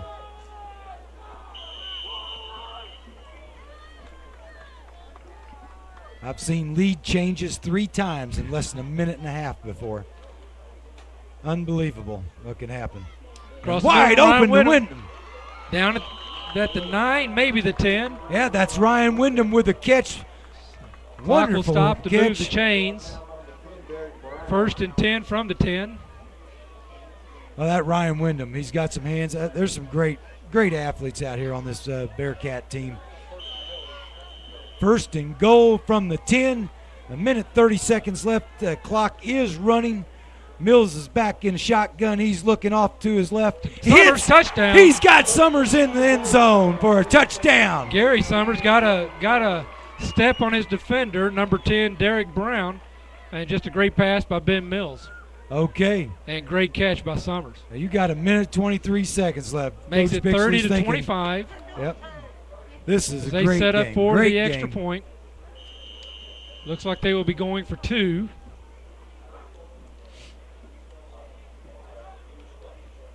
We got Number Morgan 41, Hedrick's Morgan coming Hedrick out. bringing the play in. Bearcats set up for a 2-point conversion. We're in the shotgun look. Mills is looking back. Mills has got, Knocked down by number 5, Logan Giesler on the Dragons. That 2-point conversion was brought to you by Missouri Southern Healthcare, who for over 40 years has taken pride in caring for you and your family, serving the community with 7 medical clinics in Dexter and Bloomfield, specializing in internal medicine, family practice, pediatrics, and general surgery. That's Missouri Southern Healthcare, your hometown healer. So with a minute 23 to go, Bearcats will be kicking the ball. We all know it's going to be an onside attempt. Down 25 to 30. Well, with the situation of that, if they'd gotten the 2-point conversion, that puts them down by a field goal. Still going They for the 2-point forced, conversion. Yeah, they're still forced to do this onside kick, obviously. And, you do the onside kick, the way they move the ball, it'd be a touchdown anyway. I mean, they're moving the ball well. They got momentum to come out and make this happen. There's still plenty of time in this ball game. Absolutely. Absolutely. Again, we want to thank all you guys who are at home watching us on Channel 21 on YAC TV and your New Wave Communications. Those of you also from out of the region watching us on YACTV.com. Gotten several emails on the BlackBerry Bill. We have people from about 7 or 8 different states watching us. So it's great to bring Dexter welcome Bearcats. Everybody out there has enjoyed this great game. Who are all over the country. Here comes our onside kick. And it's got to go 10 yards. Not going to make it. And it's not going to make it. So the Dragons will take over on the Bearcats' 47-yard line, maybe 46, with 1:23 to go. Again, I'm not sure of the timeout situation. Dexter may have one.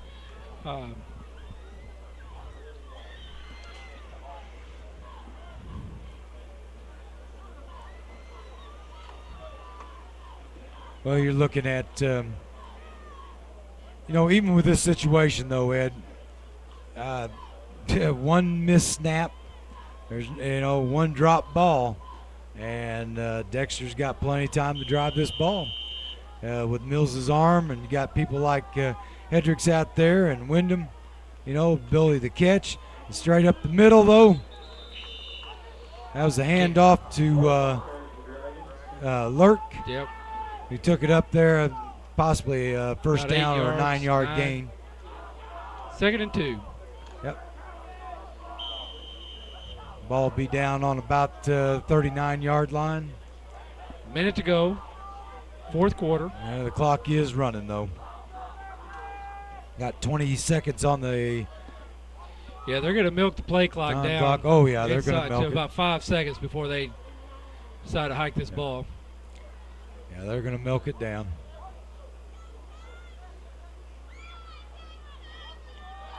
And he's going to take a knee. Apparently, Dexter must be out of timeouts right now. Well, they got 30 seconds to play. It's only 3rd down. They don't have to snap it until well within the play clock and the official clock are right about the same. I don't even think they have to snap the ball. So St. Genevieve's going to come to Dexter and walk out of here with their heads high. A 30-25 victory as the final seconds click off. Getting a lot of handshakes there by both teams. Good sportsmanship by the Bearcats. Well, I was going to say, Ed, this is a solid game. This is a solid game.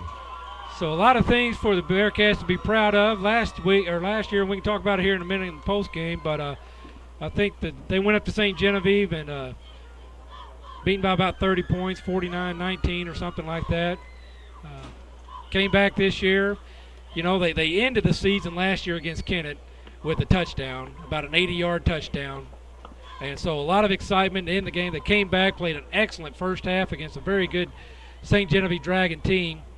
Got down a little bit in the third, but came back. One thing Coach Pixley was talking about, he wanted a team that would play hard the whole game.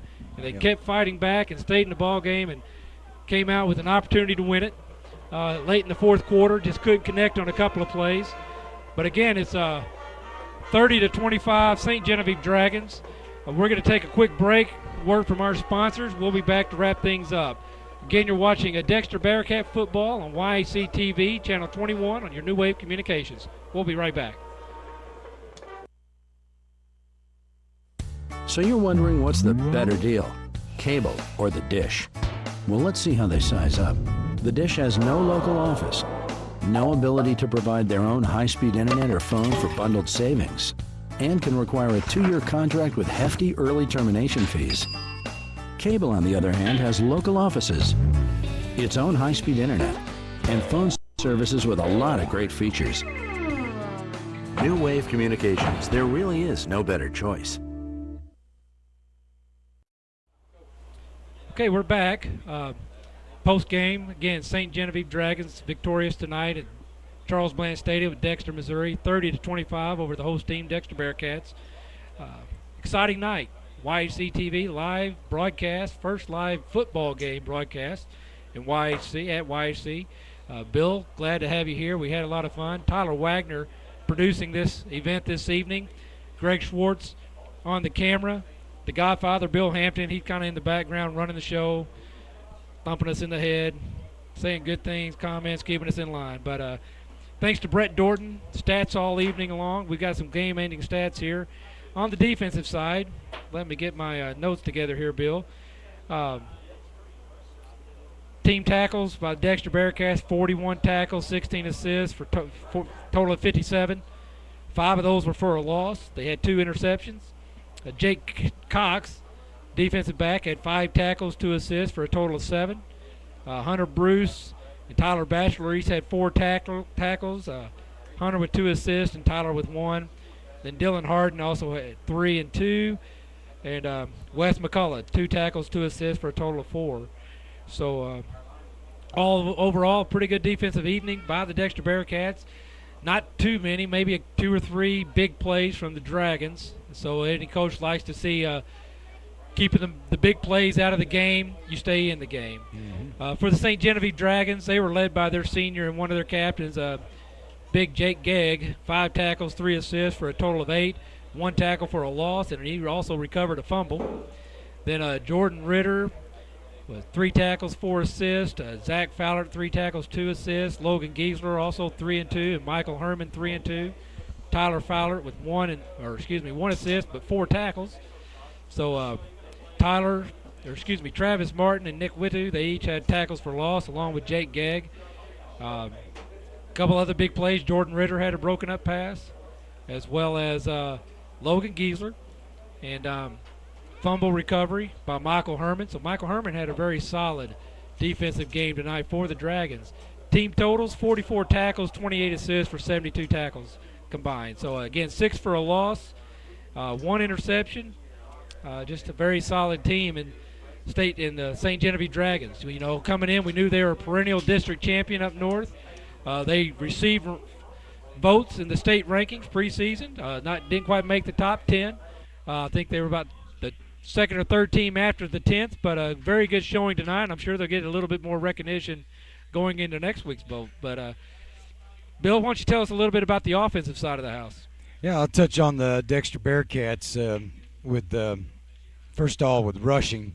You got Wes McCullough. He had 17 rushes for 133 yards tonight. Only lost 1 yard on any runs.